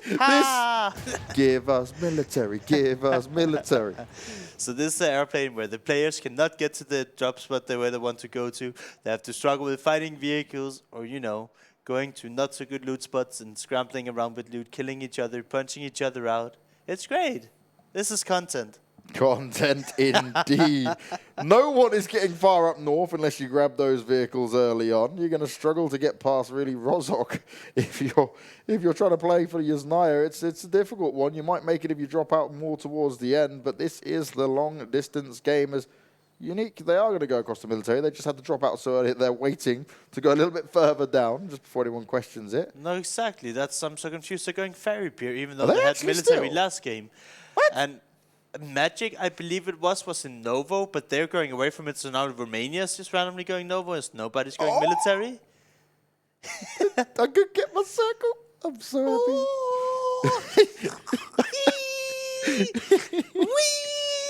The noise is coming out from me just before that. I am sorry. I get actual joy from this. As Old Boy, well, Unique, they're like, maybe we've won enough today. We don't really care anymore. Old Boy's just gone down instantly. Not sure what they were trying to achieve there, but TQ found the kill. And Carrick actually took a bit of damage there. James, it's Friday. It's kind of like around midnight. Do you think some of these guys maybe just want to go out and celebrate how well they've done? If I'm Unique, I'm celebrating all day because you've had a very good day. But not too hard because you need to be sober for the morning. You need to make sure you're up and ready for it all, to make sure you get your early practice in. Yeah, definitely. The morning practice is the most important thing, as we're currently lacking in-game sound. That would be nice. But Unique, yeah, I'm really confused why they didn't go for the military-based play here. White Poles, they're changing up their drop yet again since they couldn't go to Georgie or Yasnaya. So they're finding themselves in Primos. Storm here, they're fighting with Magic. Magic could have jumped the Novo for free to some extent, but they're not fighting in Pachinki. And Magic's early game plan is... I don't know how to explain it. They have a safe landing spot for one game, and then they just changed it up. And now they went over and fed to Storm and Pachinki. Because, like Storm, they've landed in Pachinki every game. They fought for it. There's a reason why they're there. And Magic is just like going into cities without any plan, hoping that they can push other teams away. Not working out great for them as they're down to just one. White Poles here. They're staring towards TQ. It seems like they know what's going on. They're just biding their time, waiting to see if TQ is coming close and can get some kills. Like I said, Magic was here last game for free, and Romania was like, oh, there's nobody going Novo. I guess we'll take it. Thank you, guys. And we saw the zone. It's all the way down south, plenty of water in. It might even end on the military base itself. Please. Please.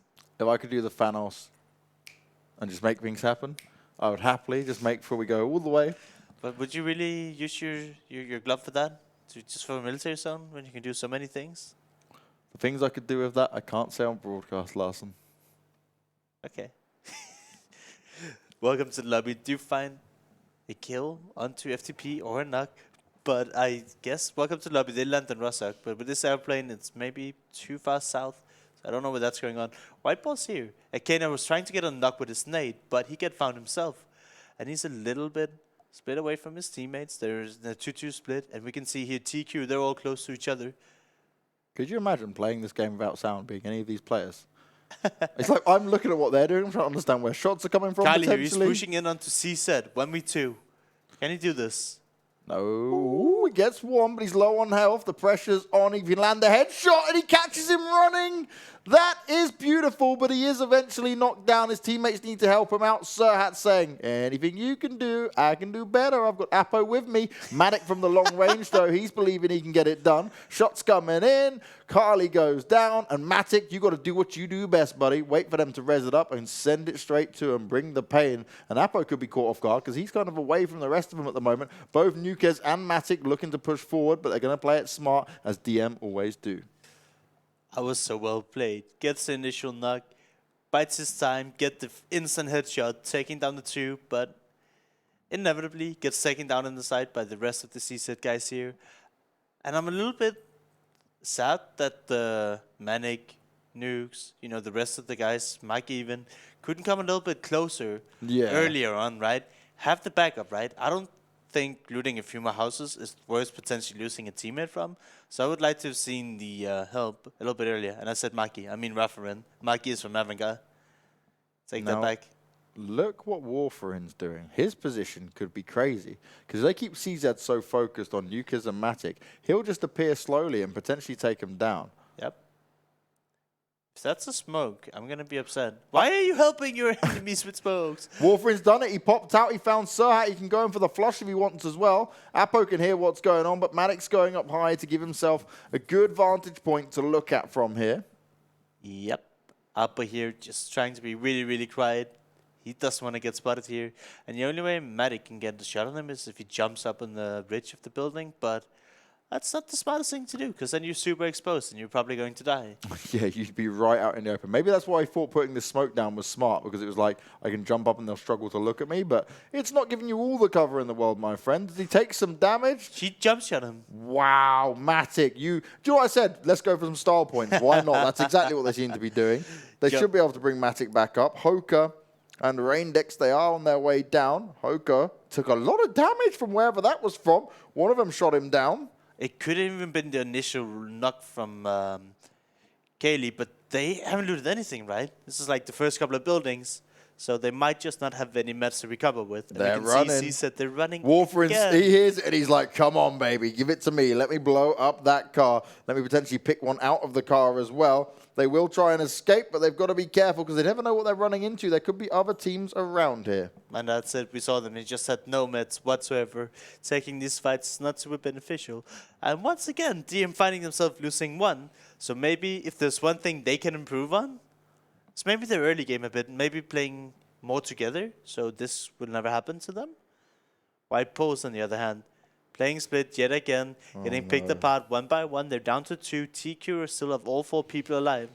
TQ have won this duel more times in Pachinki, and White Pulse have not adapted, have not learnt from it. Frost pokes out, nice first knock, but he's got to deal with the rest of them. Goes in for the flush because he knows how important that is, but they surround him and they beat him down with multiple weapons. They make it easy. He gets knocked, and now Terry's under pressure, and that's them eliminated. White Pulse down and out in 15th place. Nothing special happening once again, and I think this could be it now. Terry just sprinting in after his teammate instead. He should have been there, right? Yep, you need to Have back to your be teammates there up. earlier. Play together. We cannot say it enough to these guys. I need to let go of something. Aggression? Punch me. Whee! White balls, listen to us. Bless the team. Don't be split all the time. The thing is, we were speaking to Class. He was enjoying their games in the group stages. They were playing well. Admittedly, from White Pulse, they are a bit of a mixed team in the sense that they're not their friends playing together, right? They come from multiple different avenues. So it is something where maybe they're thinking this isn't something they want to go for the long term for. You never know, though. Some of these players could certainly be picked up. As Kuma, they're doing what they do best. Chill. Why are they staying in Milta here? You've seen the zone, right? It's like pretty far south. They could go central right now, but instead they just want to lay prone on pretty much the edge. Military base. Give it to us. Let's see how it goes. Big rips. That was the least exciting. I could go for circle another pop. read, but I'd probably stop. Yeah, we don't need another read just yet. This is acceptable for everyone else. It's good for the players. It's bad for the viewership because the military zones always end up as a very fun and exciting affair.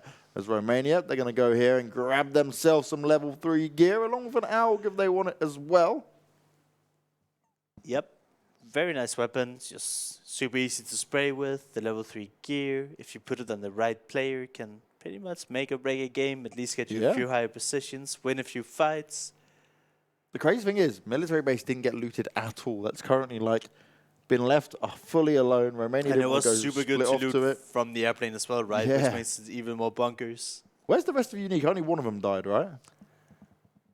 Yeah, Unique. It was just the Old boy who landed in Primorsk alone while the rest of his team was in Ferry Pier. What if he is really old? Maybe he just wanted to go for a nap. He was getting tired. He was like, we're doing well. I'm just going to sleep today. I just assume it's Friday and it's like around, what is it, a quarter to midnight here where we are. So, you know, I would rather assume he's that kind of guy. That would be an excuse that people would understand. Obviously not us because we never go drinking. We just sit and play video games all day. That's why we do this as our job. That's exactly how it goes down. But, hey, we have fun doing it. Lots of PUBG. Lots of PUBG Mobile for me. And lots of problems here for a lot of teams early on. The circle shifted up north, and it means that rotations come in from anyone down on the south, east, and west. Like we mentioned, Kuma sat all the way over to Milta, and they could have tried to position themselves quickly, but instead, they're proned in a house altogether saying, what can we do from here? Yeah, and that's something Kuma does a lot, right? Yeah. And they're not choosing to change it up at all. So we can just talk about this, right? Kuma, they've now played for almost 4 weeks, right? Yep. And they're not right now, they're pretty much at the bottom of the leaderboards, if not very close to. They should be able to look at their games and say, hey, we need to improve on this and that. And not just stick with the same old gun, right? They need to say, we're not doing super hard. What can we change? And one of the first things they can look at is maybe say, hey, maybe we shouldn't always stay at the edge of the circle and hope we just get lucky sometime. M19, by the way. Sorry to cut you off, but long range here, looking to do some serious damage onto FTP, who look to try and take a bit of position away from M19, but instead they're not going to get much done. And M19, Roji, he's spraying out. He wants to blow up that car and hope they'd be close enough by, but the rock is providing them at least with enough cover now. Yeah, really rough spot to be in, especially this early. Not a place where we want to be, and you can see them. They're trying to disengage, getting the fist out, just running away. Wow, he's nearly knocked again. Yep. Gets behind cover. Wanted to say, but Unique from the sides, finding the shots. Motto, you just need to leave your teammate be. Get the hell out of there and hope you can stay up. But Thanos, he's delivering. Where's the flush? Come in with the flush. Don't let him live.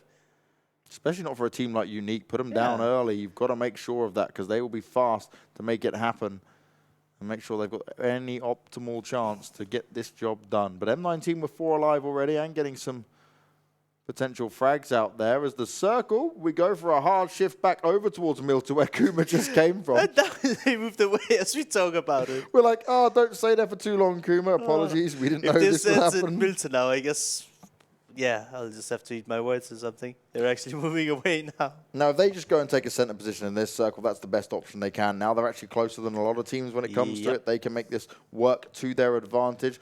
FromHell probably going to go for a bit of this high ground up here, which will be a nice spot to work from, but it is quite an open area. They just need to keep their wits about them. It's good awareness that we need to look for multiple teams when it gets down to these positions. Right. We were praising FromHell coming into today, but I believe they had one game where they got like top 7 with 14, 15 points, and everything else has been very lackluster.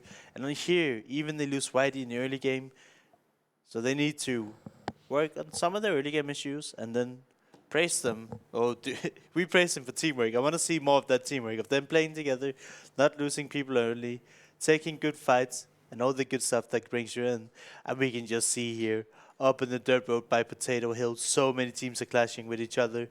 Romania probably driving, or shooting at people driving past here. But up on Potato Hill, I saw 4 or 5 teams in the kind of close vicinity. M19 doing what they do always, sending it to the center, trying to secure placement points, and they have more life than usual at this point with the 3 guys we see on the screen here. To be fair, even though they've had a lot of early deaths, they've been able to climb up and get a ton of average placement points. Not so many kill points, but that's not necessarily what you need, as they should currently be in the top 3 of the standings. Welcome to the lobby, showing a bit more signs of life, but still not. Actually, we did say they had 203 points, so they could potentially have qualified now. It's just a threshold. It doesn't have to be finalized, but anything above 200 points is pretty safe at this point. But they still have this and 4 more games to play. So they should be good to go for the regional finals. Team that is not good to go is Kuma, as they've been found. They found the sound. They've been taken apart by so many teams now. M19 and Unique are fighting, and that's pretty much all of Kuma have been taken out now. And we might have 1 or 2 alive, but... Yeah, there's 2 alive at the top, Tapsy and Schlumpy. They are always the ones that seem to fight it out until the end. Yep. M19, they've been able to just post up right and deal so much damage from afar. They found themselves good compounds to fight from, and they are using it to their advantage. FromHell, making sure they've got some cover here, but they've got to be careful because there are multiple teams around them. And Nukas from DM, you know him, he likes to poke forward and say, all right, where are you guys hiding? Where are you guys sitting? And that smoke's giving him all the information he needs. And they probably want the airdrop as well. They're like, oh, there's an airdrop. Gimme, gimme, gimme. And we see the new zone here.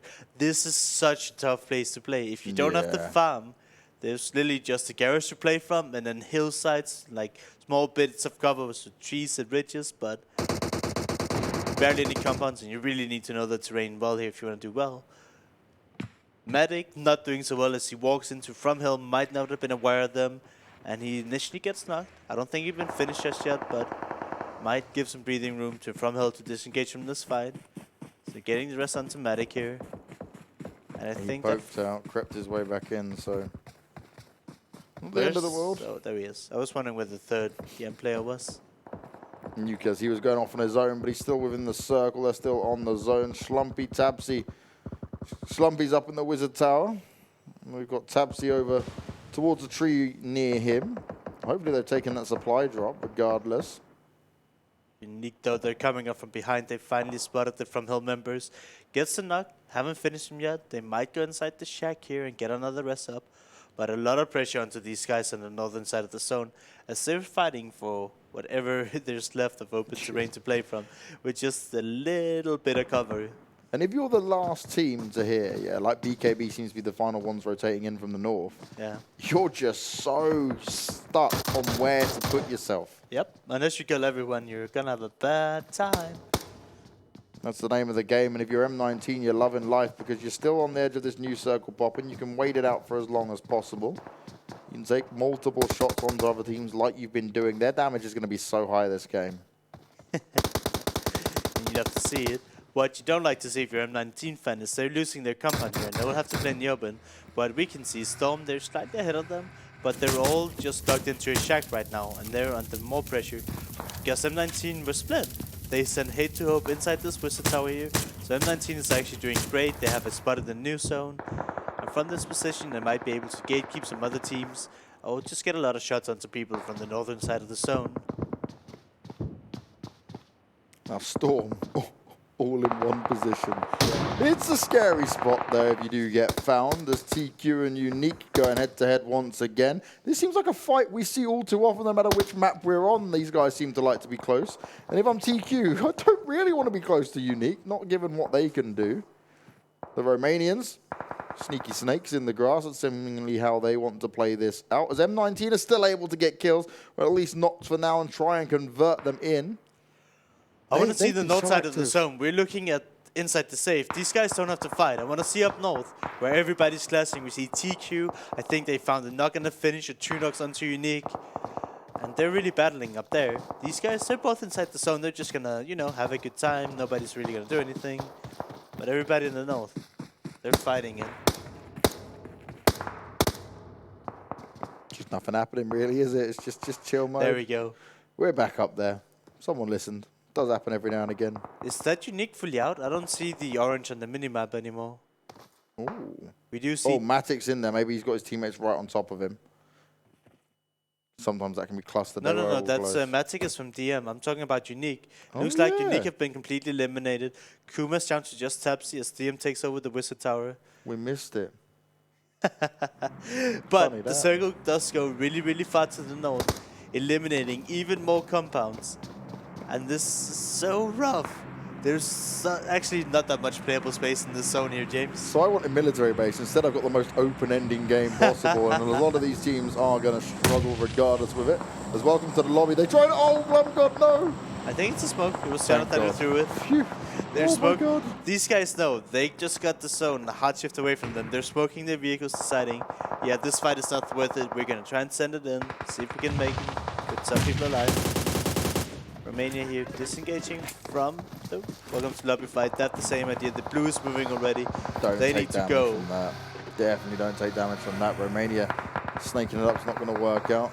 They'll get their boots into their car and start making their way forward. Storm all the way up there now, going to be at least happy with their position. M19 have had to have a bit of a rotate as well. As FromHell is sitting within the smoke, and TQ, they don't mind about that. They'll take shots through it. As M19, they found Hoper.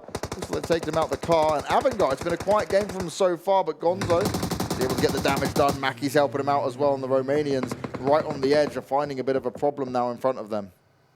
Yep. The welcome to the lobby survive with anyone if they get eliminated in this rotation. It looks like they lost a lot anyway, so not a good rotation from them here. Misu found the initial knock onto Roki. Can he get the finish? Maybe. These nades so key here for Romanians to use. Tudor able to knock down Hate Hope. It's at least a chance for them to push forward, because M19 are currently gatekeeping them from making it any further in. But Thanos is able to reply as well, and well, look at how split Avangar is. the West is so clustered. Yeah.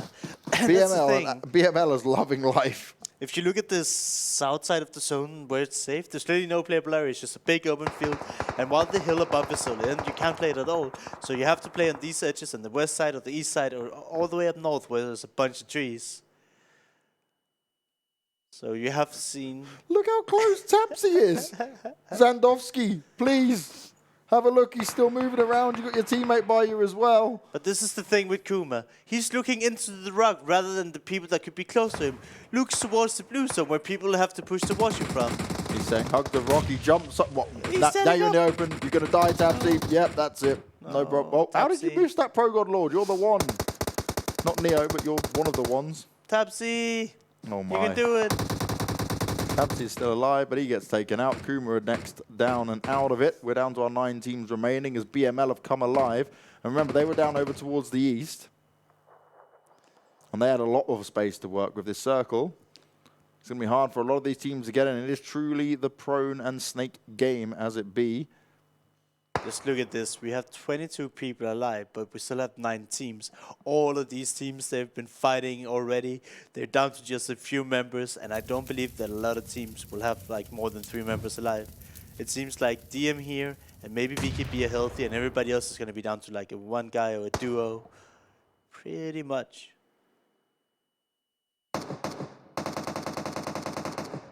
DM taking shots as always. Still not inside the circle though. Got a little way to go, but it's just such an open area.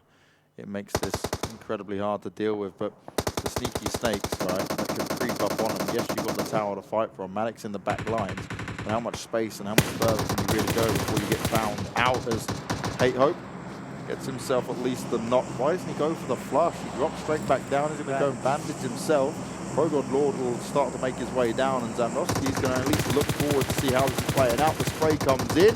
ProGod Lord, oh no, the reload nearly costs him it. Hate Hope's on the hunt. He might end up just letting ProGod Lord go out to the zone, and that's what ends up happening. Shots come in, the knocks come on, and that's going to be them eliminated. Hate Hope, very scary there, but at least he got the job done. M19 has a lot of kills this game. I just want to say props to them. They did lose members again in invitations quite early on, but they've been able to battle it out, deny some of these teams entry, and they finally clashed with Stone, who was for a short time ahead of them in the zone. Look how close Motto is to CZ. Yeah. This is the true Snake game, and a lot of people are going to end up either dying out to the play zone or just on this last rotation. Smokes are everywhere, but you need more smokes than that to provide you with cover. Matic is gatekeeping. You see him stood up, he's looking for him, and he finds Motto straight away. But he's going to be looking for some more as BKB. They get the nades off, but it's back and forth trades coming in here between these two teams. And BML, it's taken them a while to get into this because there was not many teams over towards the east side where they were hanging out for so long. Matic is loving life. He sees this as an opportunity to frag out even more, and he makes that 7 with 6 teams remaining, and he's thinking, you're going to try to beat my record? I don't think that's possible. I'm going to be the highest fragger in Europe. And he just does it with style, right? Yeah. Just so smart. He knew that there'd be some snakes, so he just waited the whole time. Was like, well, as long as I'm still back before I'm in the circle, they're going to eventually have to stand up, and I'm going to sit there and do what I do best. Look at Enzo here. He's creeping up right on top of BKB. But BKB have engulfed themselves in smokes. They won't be able to visually see anything at all. And BML, if they're not super careful here, these guys are low, they're still healing. He could maybe catch him off guard. But it looks like they're both getting their first hits up. It's going to be nuts. If that smoke is gone, he's going to see it all. They had time to heal. They're fine. They even popped the new smoke to have even more time to loot up. But are they even going to check it? James? I don't know. Well, Enzo did start off strong. The car gets blown up as well. He's looking for more of an opportunity here, and he's still doing it as a sneaky snake. Wise is seeing a little bit more confidence now, and he's going to go in with it to make it happen.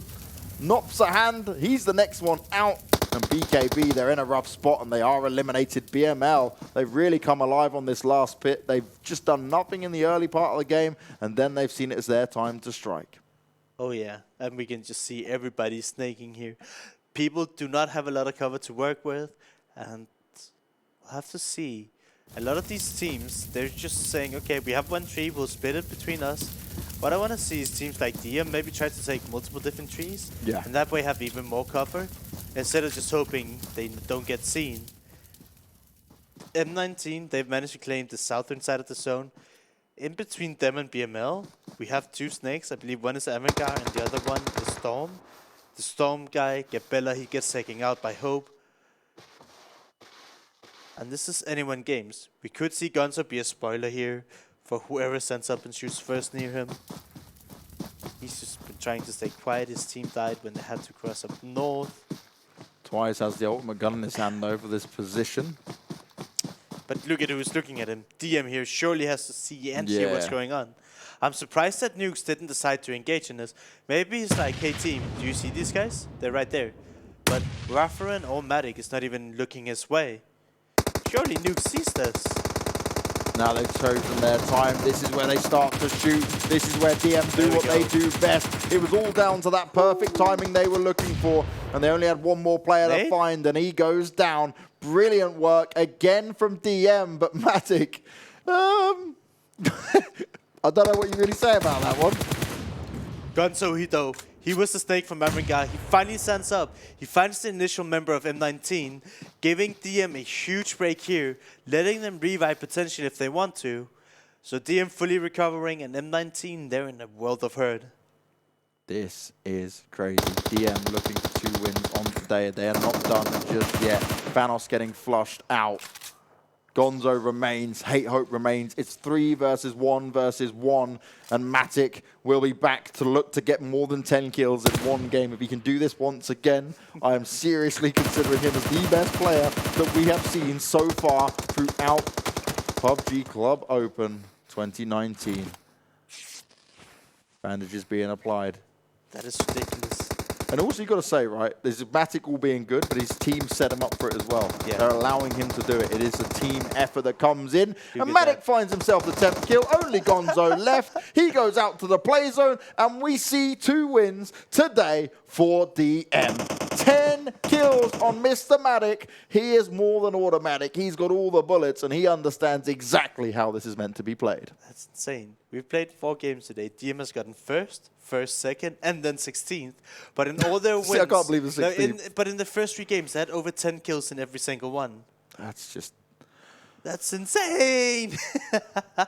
DM are on another level. Avangar taking 2nd place, M19 with 3rd. BML, though, that's a nice position for them to have. They played the circle well. BKB in there at the same time. And CZ back up in it, but like we said, with 1 kill, it's not enough for these guys to see them make it from 24th, where they started today, within this top 16, Larson. So, if we don't just want to talk about DM, Avangar, M19 and Unique, our team today has probably been Storm. They've had really good performances throughout the day. They've snuck up. We've seen signs of life again from Welcome to the Lobby, which is good because last week got us a little bit worried on the last day because they only had 4 games where they got like 10, 15 points in total. Again, yeah. So they still chance at life. And the teams that have disappointed me today, FromHell, we talked them up. They had a really good first week, but today it was very lackluster from them. I think they had like one top good 7 game, right? Yeah. And I mean, you say good game is like 14 points. Better Which than is, nothing. it's obviously better than nothing, but it's like it's like an average game. Yeah. You obviously want a little bit more than that.